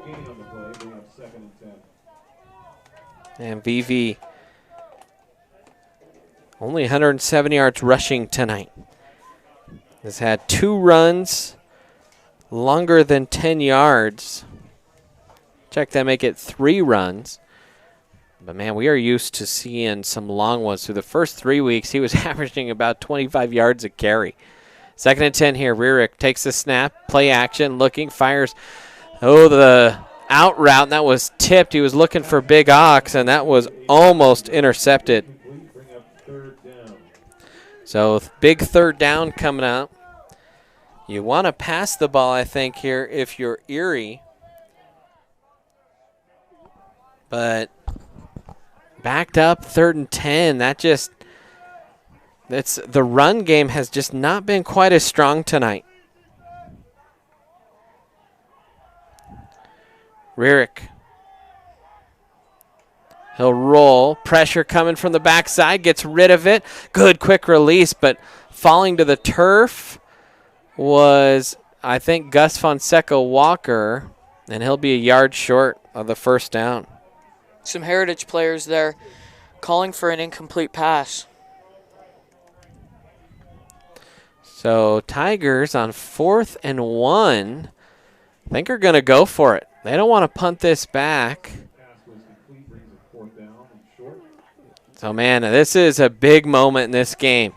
You either crush the souls of Heritage or they get a, and there's some movement. I don't know if it was an offside or a false start. Both teams pointing at each other. Up to the officials to sort this one out, and it's offside. So first down for the Tigers.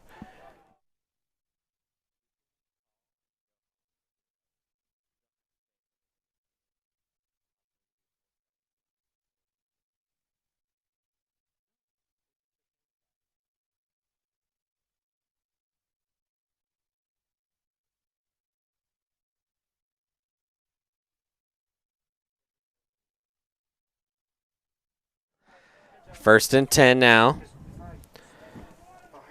for the Tigers. Rarick will run play action again, throws the out, and Benji Havner frustrated because he was streaking down the sidelines open, but the first read was there, but just kind of overshot him. As Heritage has done a good job kind of keeping everything in front of him here tonight. Have really limited, giving up too many big plays. Couple in the passing game. Not too many in the run game. And so Erie's offense has just been looking for that spark. Rarick takes the snap, gives it to Vivi. And, man, just wave after wave of white jerseys, and he's cut down after a gain of 1. Only. And like you brought up earlier, we said Mason only has 107 yards rushing tonight, and we say only like he's not doing much, but by the standard that we hold him to and that he holds himself to, he's still having a pretty good night. 3rd and 9 now.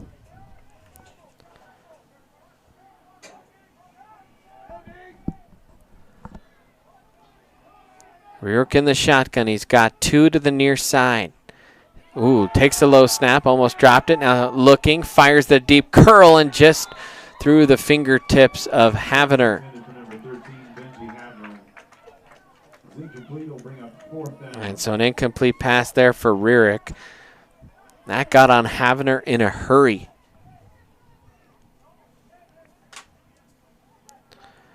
Fourth and 9. And Erie's going to punt. So you got the 4th and 1 conversion because you got him to jump. And now they're going to be forced to punt here. Just not much doing on the offensive end for the Tigers.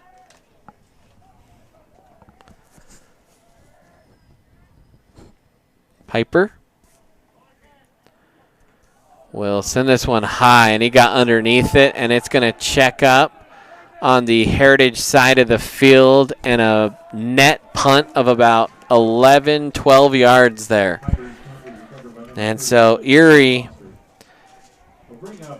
stop the clock! Clock!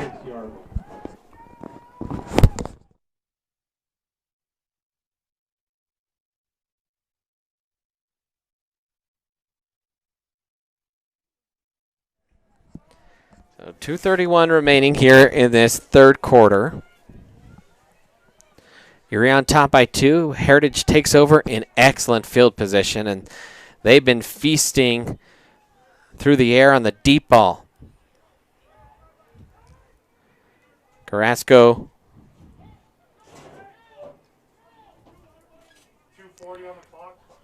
2:40 on the clock. And the Erie defense here trying to contain some of the Heritage weapons, and number 3, Terrence Ferguson, and number 89, Eric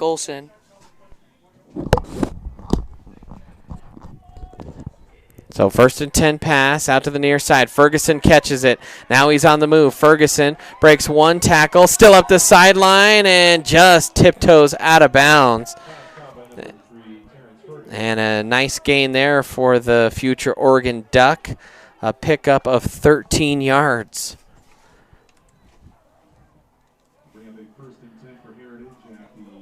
That is the 4th catch of the night for Ferguson. Eric Olson only with 1. Out on the edge now, a throw and a comeback route is caught by Robb, and nobody home there for the Tigers. And right now they're just getting gashed through the air. And it looks like Heritage starting to make sure that the Tigers have figured out the run and started to utilize the pass a little bit more. Play action. That's Olsen, and he dropped it. So Olsen couldn't hold on to that one, trying to get it on the screen. And that'll bring up 2nd and 10.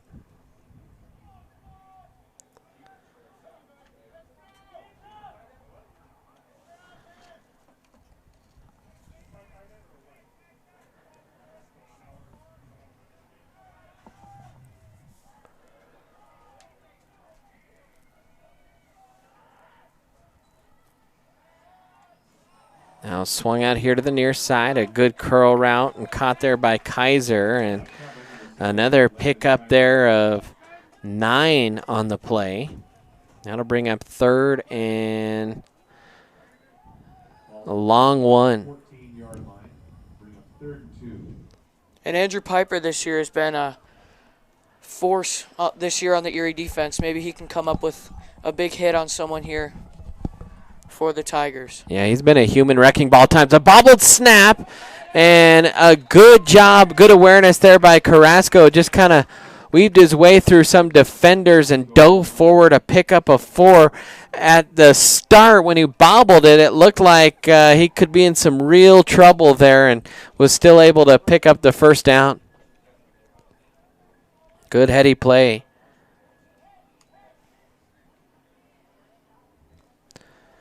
First and 120, 1st and 10. In fact, they'll spot it at the 10, so 1st and goal here. Gladue flanking Carrasco. Carrasco with 4 wide. Looks. Had a man in the middle. Now Carrasco will float it into the end zone, keeping his toes in. Is it intercepted? It is! And an ill-advised throw. Could have thrown that one away and just kind of threw it up for grabs, and an Erie Tiger in the corner of the end zone just kept the toes in. Good camera work there by Max Shroud up top, and that was Adam Bristow on the interception. And great awareness there by Bristow, making sure that he kept his feet in bounds and ultimately getting a touchback for the Tigers and putting them at the 25-yard line. Tell you what, Bristow is a lacrosse player primarily, and so kind of convinced to come out and play football here this year, and I think that was a good job by the coaching staff convincing Adam to do that, as he makes a big athletic, heady play for a lacrosse player. Not saying they're dumb, because lacrosse players aren't. They're smart, but good football awareness. Now there's play action. Rierick taking a deep shot to Havener. Got him! Oh, and Havener couldn't haul it in. It hit off his knee. He tried to bring it into the body, and he just kneed it out of his own hands. And an incomplete pass on a good throw there to Havener. And it looks like Evan's starting to settle in here as the game moves on. He's starting to build up confidence and throw the ball down the field a little bit more. The wind also picking up a little bit, kind of blowing almost south to north. Handoff Vivi, and he is nowhere to go, trying to break tackles, and he's dropped for a loss. Heritage was all over that one, and Vivi a big loss. And Erie here trying to find someone to step in for Mason and become their big factor here on offense, as Vivi's had a tough time even getting past the line of scrimmage here tonight. So 3rd and 15 here for the Tigers. All the momentum has swung back to Heritage. Last play of the quarter. Rurick rolling, fires it on the run, and that's going to be caught, but maybe about a yard short of the sticks. I think it was Gage Nichols who came back and caught that one, a 14-yard pass from Rurick. Good throw, running to the left side, never easy. That's the last play of the 3rd quarter. We're going to take a timeout. 4th quarter time when we come back here on the Erie Tiger Network. Are you looking to buy or sell a new home? Jen McGurk, an experienced real estate agent serving Erie, Vista Ridge, and the surrounding Denver area. For years, Jen has assisted all types of buyers and sellers with their real estate needs. Give Jen a call today at 303-949-3331 or check out Jen Realty online at jenrealty.com.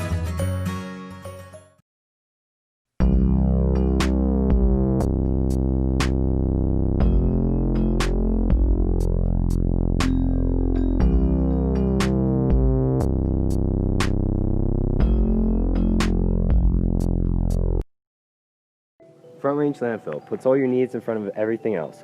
Front Range Landfill won Erie Chamber of Commerce Business of the Year Award, as well as being featured on national television.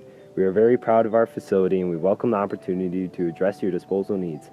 Our focus is on customer service. We strive to achieve easy and rapid access in and out of the facility. We feel certain that we will exceed your expectations of your solid waste disposal requirements. Choose Front Range Landfill for all your landfill needs. You will be pleased.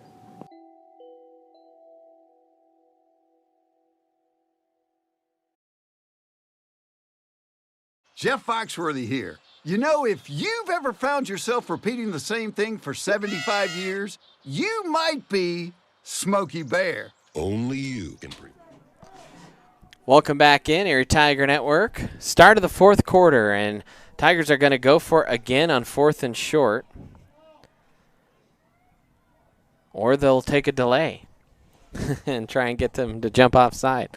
See if they will do it. They switch Caleb back. Nope, they'll go for it. Vivi's going to take it to the outside. He's got a seam. Vivi stiff arms one man, holding on to his jersey and just drug him down, held on for dear life. And Vivi's still able to pick up 11 yards and a first down there. And finally, Mason able to break a little bit of a big play there for the Tigers. Hopefully that'll sway the momentum back to them and get them working down the field and put some points up on this drive. 1st and 10. Ball spot at the far hash. 11:41 remaining here in this quarter.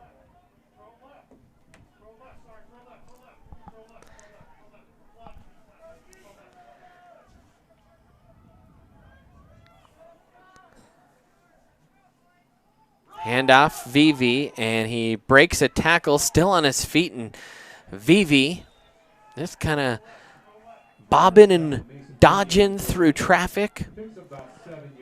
And a 6-yard pickup there. I mean, it looked like he might be dropped in the backfield, broke a tackle, and sometimes just in the wash almost reminds you of like an Eric Bieniemy or a Darren Sproles or someone kind of in the middle there weaving through traffic. And a missed block. Ferguson was in the backfield, and a good job by Vivi to just make something out of it, as he'll pick up a yard.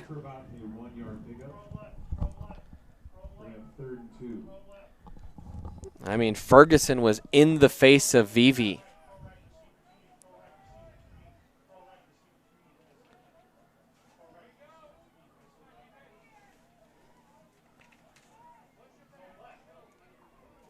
Third down and 2. Vivi will give it to Thyssen, who will hammer his way across the sticks, picks up 3, and Caleb Thyssen for the first down. And not only will that move the chain, but it'll run the clock.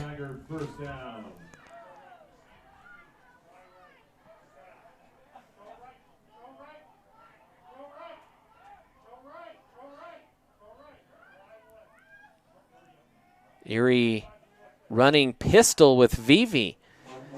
It's Thyssen behind him. They'll send Havener in motion. Snap, fake, double fake. Vivi's going to throw. He's going to huck it downfield for Big Ox. Oh, and he couldn't get it, and Big Ox wanted a flag.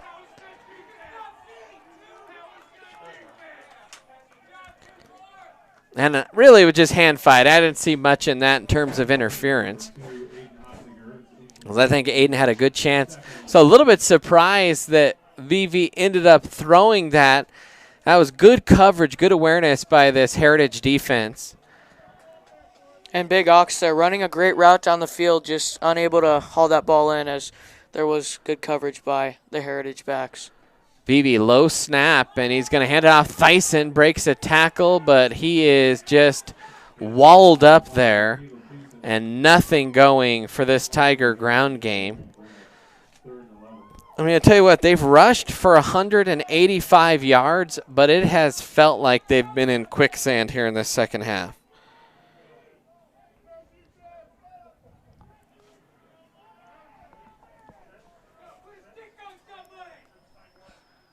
Third and 11. Rierick back out there at quarterback. 10 seconds left here on the play clock. And Rierick will fire it down the field. Good catch there by Big Ox. Had to adjust and made a nice grab. How about Aiden Oxiger? He has made a couple fantastic catches here tonight. That one about a 16-yard pickup.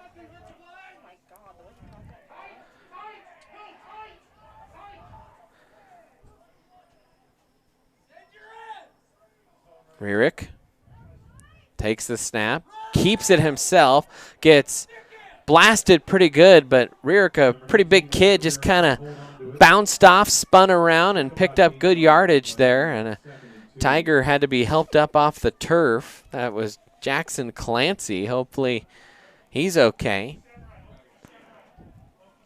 And the Tigers putting together a pretty good drive here, hoping to put some points on the board and possibly put this game out of reach here for the Eagles.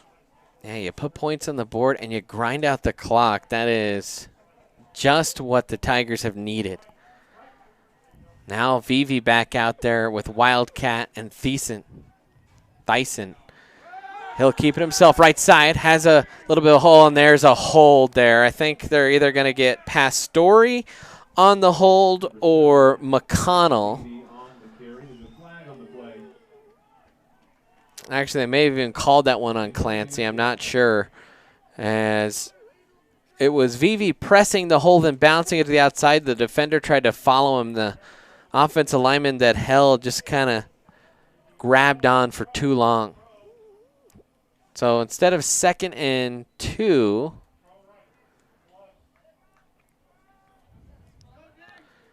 it's going to be 2nd and 11 here. I'll roll the clock. 7:20 and counting here in the fourth quarter. 2-point ball game. Rierick in the pistol now. Thyssen behind him. Rierick going to hand it off. Thyssen stuttered through the hole and then just kind of angled and knifed his way over the guard. And Thyssen will pick up 5, maybe 6 on the play. Best run of the night so far for Thyssen outside of the 2-point conversion that he was able to get. 3rd and 6 now. If you're Erie, you want to score. You also want to keep the clock going. But still plenty of time left for Heritage. So I think agenda number 1 is to pick up this first down. Rierick. Make an adjustment in the pistol. Handoff. There's Vivi trying to step through a tackle. Oh, and he got twisted up funny and hammered as he was trying to step out of a tackle. I mean, someone had a hold of his shoe, and he got kind of turned cockeyed and then got hammered. Picked up maybe 1. For a second there, it looked like Mason had a seam, and he could go a long way. So big moment here in this ball game. 4th down and 5 from the 30. Erie outside of field goal range, too close to punt. They're going to go for it. They're going to go for it with Rarick in the shotgun. Evan takes the snap, runs play action, fires, and all in and out of the hands of Andrew Piper. I think a defender might have gotten fingertips on it. And that was actually Aiden Oxiger. And a turnover on downs. And Aiden a little bit shaken up after that play. Tell you what, a team that hasn't won a game all year, they're not a bad team. They got talent. You got 2 D1 players over there on the sidelines. You don't want to open the door for them because a team like that, they get desperate for their first win, and they're within striking distance. So this Erie defense really has to buckle in here on this first drive. And these backs all night have been containing their 2 D1 tight ends here and haven't had any trouble keeping the ball out of their hands. 1st and 10. Carrasco being flushed from the pocket. He's going to fire the deep out. Ferguson. They're going to say he caught it in bounds. The official, I don't honestly think he knew what to call. And he see if we can take a peek there. As coming in there. Nope, just missed it on ours. And that was full speed, so we'll have to take a look on the YouTube. 1st and 10 here for Heritage. 4 wide. Carrasco hands it off. And Gladue breaking tackles. Big run here. And finally corralled down after a 27-yard pickup by Gladue. And he's had a couple big runs here in the latter half of this one. And the Tigers here need a big stop from somebody. They got to make sure that they can keep this game at a good distance for them and that they don't give up a touchdown here and put this game out of reach. Hand off to Gladue, gets stood up, spun around, and finally just wrestled to the turf by Pastore. Couple yard pickup there. We saw the Heritage kicker there. He had a pretty good leg. I mean, we've seen him kick it through the back of the end zone. So they're in, I think, about his range. If you're Erie, you want to get a stop here quick, and they're going to call a timeout. They want to hit the reset button here.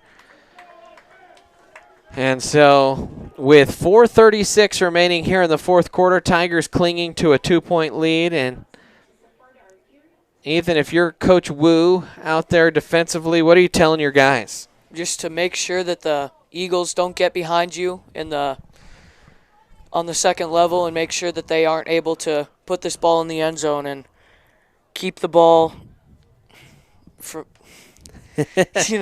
just make sure that they don't give up a touchdown and keep this game within reach for them. So 2nd and 9 here for the Eagles.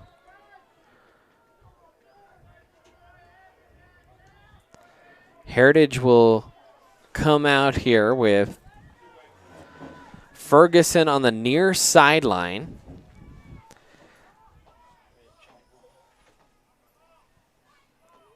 And he's split way wide. I think they're going to try and throw this one up. They're actually going to throw it to the other sideline, a little curl route.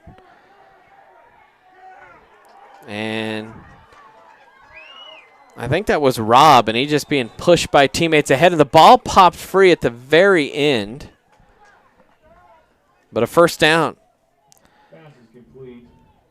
First down for Heritage.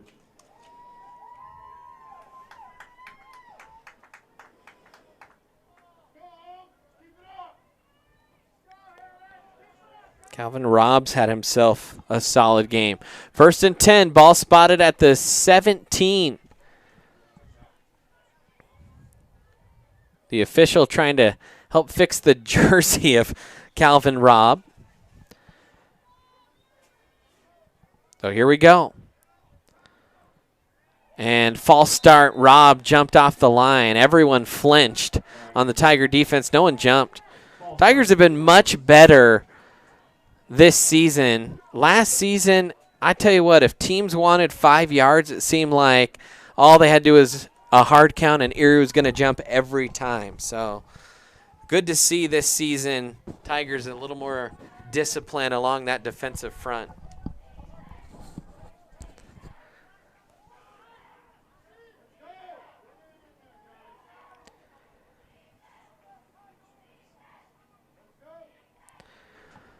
First and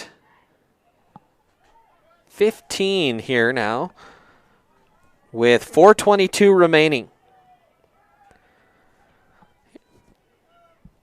And a flag flying off the snap.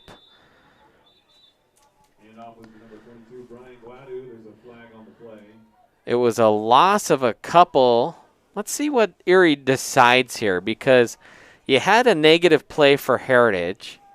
That would make it 2nd and about 17. If you accept the penalty, if it is on Heritage, which I think it is, it'll back them up, but it's still first down. So would you rather have that loss of down, or I think Erie is going to decline it. No flag. Just kidding, folks. No flag on the play. And I actually don't know if it was no flag, because they looked over at the Erie sideline. It looked like Erie was saying decline. They just waved off the flag, though, as if it was a no call. So 2nd and 17 now with 4:03 remaining. Carrasco takes the snap, looks, fakes it, now fires the sideline route, a shove. And are they going to call offensive pass interference? Yes, they will. Bristow is in great position, and then he just got shoved. And the near sideline official didn't throw the flag, but the back judge did. And the back judge is being adamant. I saw him shaking his head going, yes, he definitely pushed off. And they call it offensive, and that'll back Heritage up. Good call there by the officials. And the white hat didn't even need to talk to the back judge. He knew exactly what that call was. And this gives the Erie defense a second chance at life here to try and keep the Eagles out of the end zone and keep this game within reach for them. Tell you what, if you're Heritage, though, and you got 2 guys going to the Pac-12, why wouldn't you throw it up into the end zone almost every play? The Heritage fans think that that was not a good call. I think it was obviously a good call. So 2nd down here. They will throw this one up. And Havener almost intercepted it. And I think that was Olsen out there that they were trying to target, and it was underthrown. 3:42 remaining here in this 4th quarter.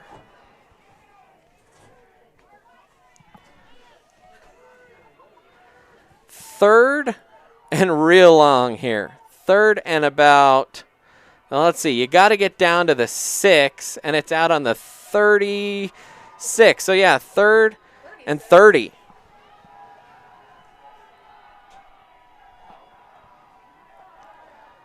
Tiger fans making some noise from across the field. Tigers bringing the heat, too. Throw on the run, and Ferguson, did he keep a toe in bounds? And the sideline official says he did. Tell you what, you are told as an official, when you make a call, make it confident, whether you're confident about it or not. It's the kind of tentative sign that doesn't give you too much confidence in that call when you're up in the booth. But now 4th and real long, and Heritage is going to try and kick the field goal. This is going to be a 42-yard attempt from the right hash. Erie's already blocked an extra point here tonight. And Coach Cooper is trying to call timeout. He is out on the near hash, as I don't see a sideline official over there. He was the sideline official was underneath the post to for the extra point. No one could see him. So timeout called, 3:36 remaining. Coach Cooper wants to talk this one over. Now, Erie, if you remember last week, got a lesson in field goal rules. You block a kick, it lands behind the line of scrimmage, it's a live ball. We saw Brighton pick one up and run it in. So when I mean Erie's done a good job blocking kicks, they block kicks in 3 straight games this year, including tonight. And typically it's Big John Pastore in there. Erie crowding in the center. Pastore trying to knife in, and he almost got a piece of it. It is short, no good. It landed short. The Heritage players thought it was good, and now Erie, with 3:30 left, has a chance to engineer a drive and stall the clock. And I think John may have gotten a piece of the ball there because he ran over to the sideline celebrating. Yeah, I'm watching on the replay. Oh, man, it's hard to tell on the stream. I mean, good grief, he got way up there. And, yeah, we're not able to tell if he got a piece of it or not. I don't think he did, but that did end up just a hair short. We'll have to ask him. He'll know for sure. 1st and 10 here for the Tigers. Now, they have struggled running the ball when Heritage knows the run is coming. So, let's see what they do here. Rierick out there, Thyssen with him. Hope Vivi's okay. Handoff to Thyssen, and he just kind of sidesteps his way forward for a pickup of a couple. 3:20 remaining. Pick up about 2 yards. It'll mark 2nd and 8. And running down to 3:13 and counting. Tigers going to milk this clock for all it's worth. You look at the back judge. But I think more than anything, you'd rather have a first down. It's Vivi. He's going to get the jet sweep. He has to stop, and he is gobbled. And another good open field tackle out there on the edge. And I tell you what, Erie could have let that clock run down a lot further. Instead, it's a huge loss, and now a timeout. And the official will stop the clock here with 2:40.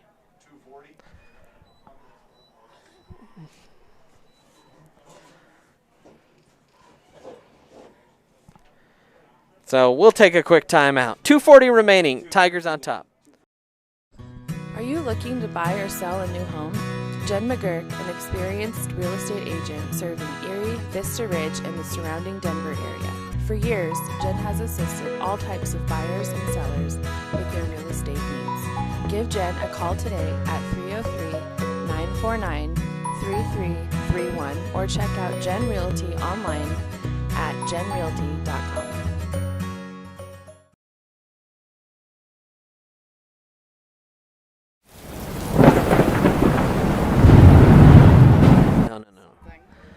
And welcome back in. 3rd and long here. 2:51 remaining. Tigers up by 2. Here's the snap. Handoff, Vivi.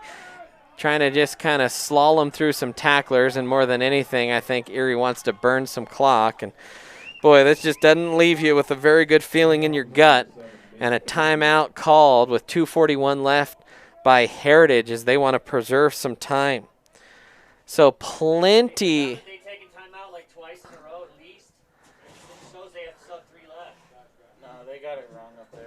Timeout is called by Heritage. So one timeout. 2:45. And we'll take another quick timeout.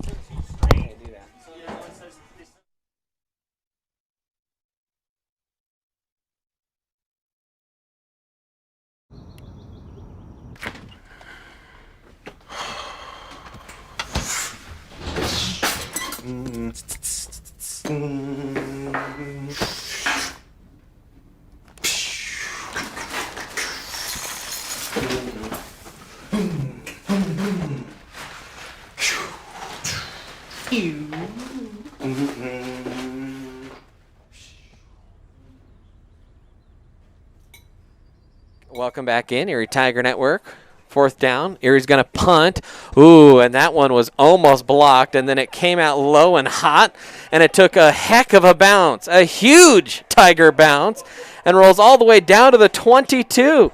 I tell you what, that didn't get more than about 10 feet off the ground, but when that hit, you never know how a football's going to bounce, but it took a huge Erie bounce, and now Heritage has it deep in their own territory, deep relative at least to where the punt is.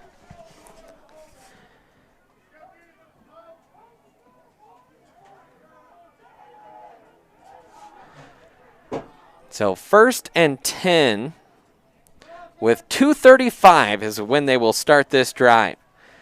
And the Erie defense looking for one more stop here to preserve the win. Erie defense has been a little bit maligned at times this season. This would be big for their confidence. And love Coach Wu. Love to see his unit get a big stop here. Screen pass out to Ferguson. Ferguson will burn it up the sideline, and a good tackle there from behind by C.J. Reeves, but a big pickup there of about 16 on the play. First down for Heritage, marked at about the 35-yard line.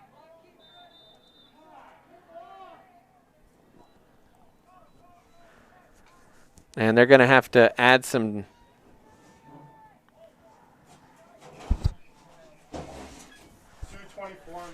2:24.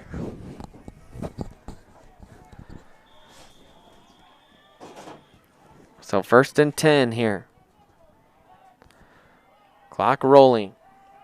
Curl route. Olsen has it, and he's cut down right away by Adam Bristow. A pickup there of about 7. And for the future Buffalo, only his 2nd catch of the night. 2 minutes and counting. Carrasco. Tigers going to bring the house. And Ferguson catches it, and a good tackle. And going head over heels was Ferguson. The clock will stop. It is stopped. Jeez. Sorry, everyone in the stadium yelling at the clock guy, but it was stopped. And now a deep pass. And overshoots the intended target. And 1:34 remaining. Getting a little tense over here. We've switched the sides. Erie fans and their sidelines on the opposite side. They want that there because there's grass, and you can have more fans outside the stadium because Erie really has no jurisdiction. So the players know that, and they want to be closer to some of their fans. 2nd and 10 now. For Heritage, 1:34 remaining. Carrasco in the shotgun. Being pressured, Farling, and he's going to toss it up. Oh, just short. And if that had a little more air under it, Bristow would have had an interception. Look at Bristow trying to pick Ferguson up. Saw him fall on the turf. Good kid, Adam Bristow.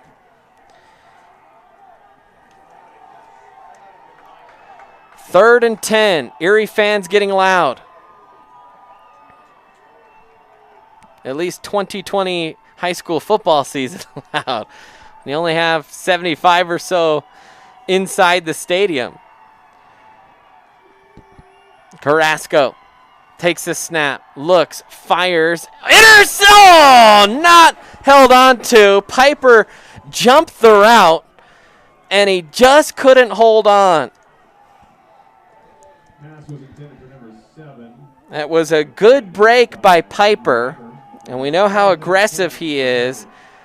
And that was almost going back the other way. The defense needs one more stop here. Keaton Dennison sprinting off the field. Tigers trying to make some changes. And now Heritage looking to the sideline. 1:24 left. 4th and 10. Tigers get a stop here. They'll win. They're going to blitz up the middle with Farling. Gets through a high-flying ball. Just knock it down. And it is knocked. Havener didn't realize it was 4th down. He was upset that he didn't get the interception. But you didn't want the interception. So 4th down, turnover on downs. And the Tigers, I think, are going to win this one. Only one timeout left for the Eagles. And Erie can sit on the ball here. So Erie's going to move to 3-2, another nail biter here. And next week's game is going to be real fun as they take on another Eagle squad in Broomfield. And you look across the sideline at this Tiger staff. A lot of Broomfield Eagles roaming that sideline over there. A lot of Broomfield Eagle alum.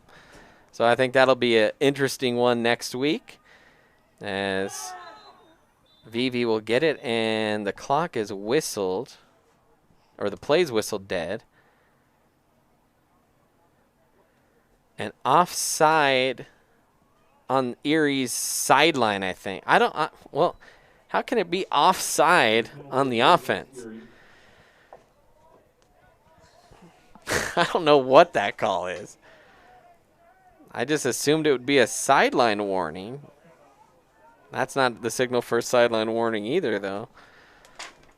Well, whatever it is. Erie will have to snap it again here. I'm surprised Erie's not just squatting on the ball. You're going to have 11 white jerseys ripping at Mason Vivi. 117, sorry, 117.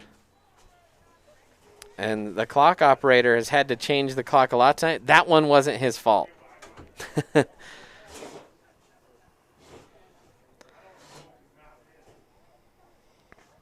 So 117. Vivi will take the snap. Gonna cover it up with 2 hands. And a pretty good gain there for Vivi. Pick up there of about 8. It'll bring up about 7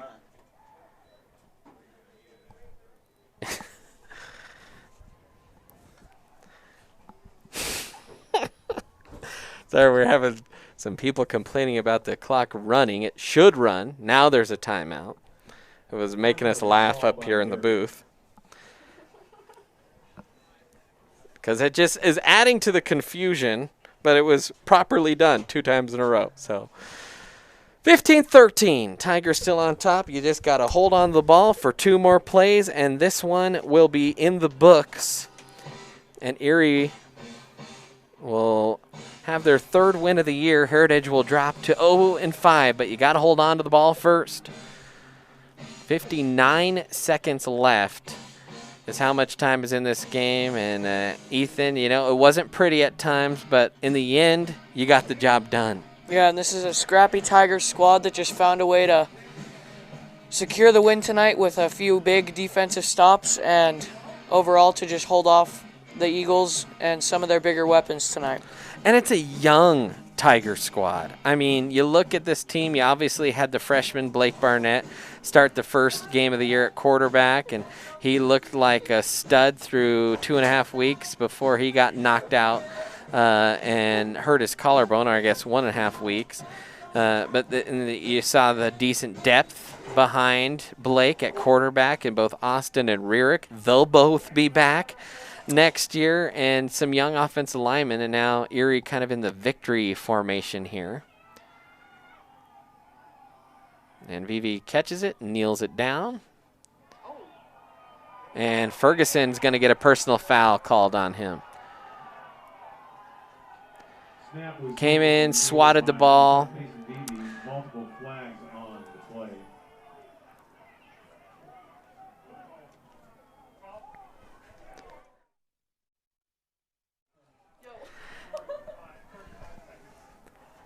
And that should give Erie an automatic 1st down here.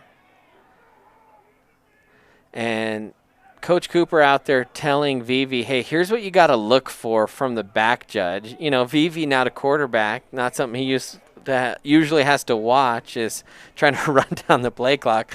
So he's saying, hey, look at the back judge. He's going to signal when the play clock is less than 5. So don't snap it until he's waved his arm a couple times. By the way, there's 1:10 actually left on the clock.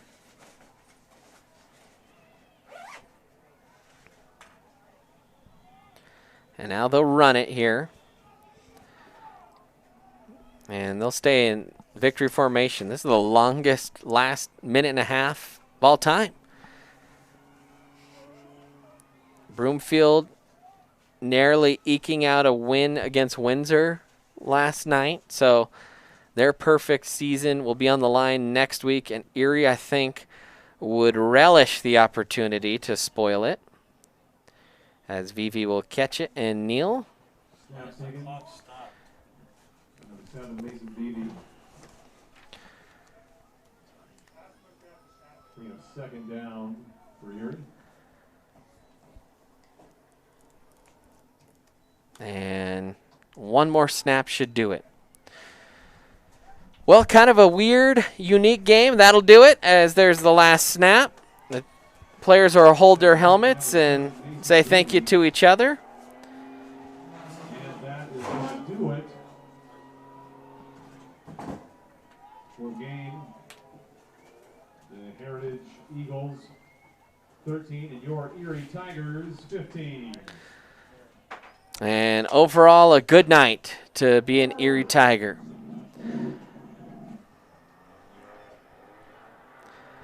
Well, Ethan, final thoughts from this one. Well, I feel like the Tigers did a good job of holding on and keeping those big threats for the Heritage offense in check. They didn't really have any big plays down the field, except for that one touchdown from Terrence Ferguson, number 3. And a good win for the Tigers. They were able to find a way to work the ball down the field a few times and put enough points on the board to where it was out of reach for the Eagles tonight. Well, thank you to all the fans that watched, the Heritage fans that weren't able to make it because of stadium capacity, all the Erie fans as well. A huge thanks to all our sponsors and our patrons on Patreon. Thanks to Max Shroud, our cameraman up top, Jinmei Dumoy, our cameraman that was down on the field, Madison Gambon, our producer, and for Ethan Dillinger, I'm Brandon Bird. Thank you so much for joining us in this broadcast of Tiger football, and until next time, Tiger fans,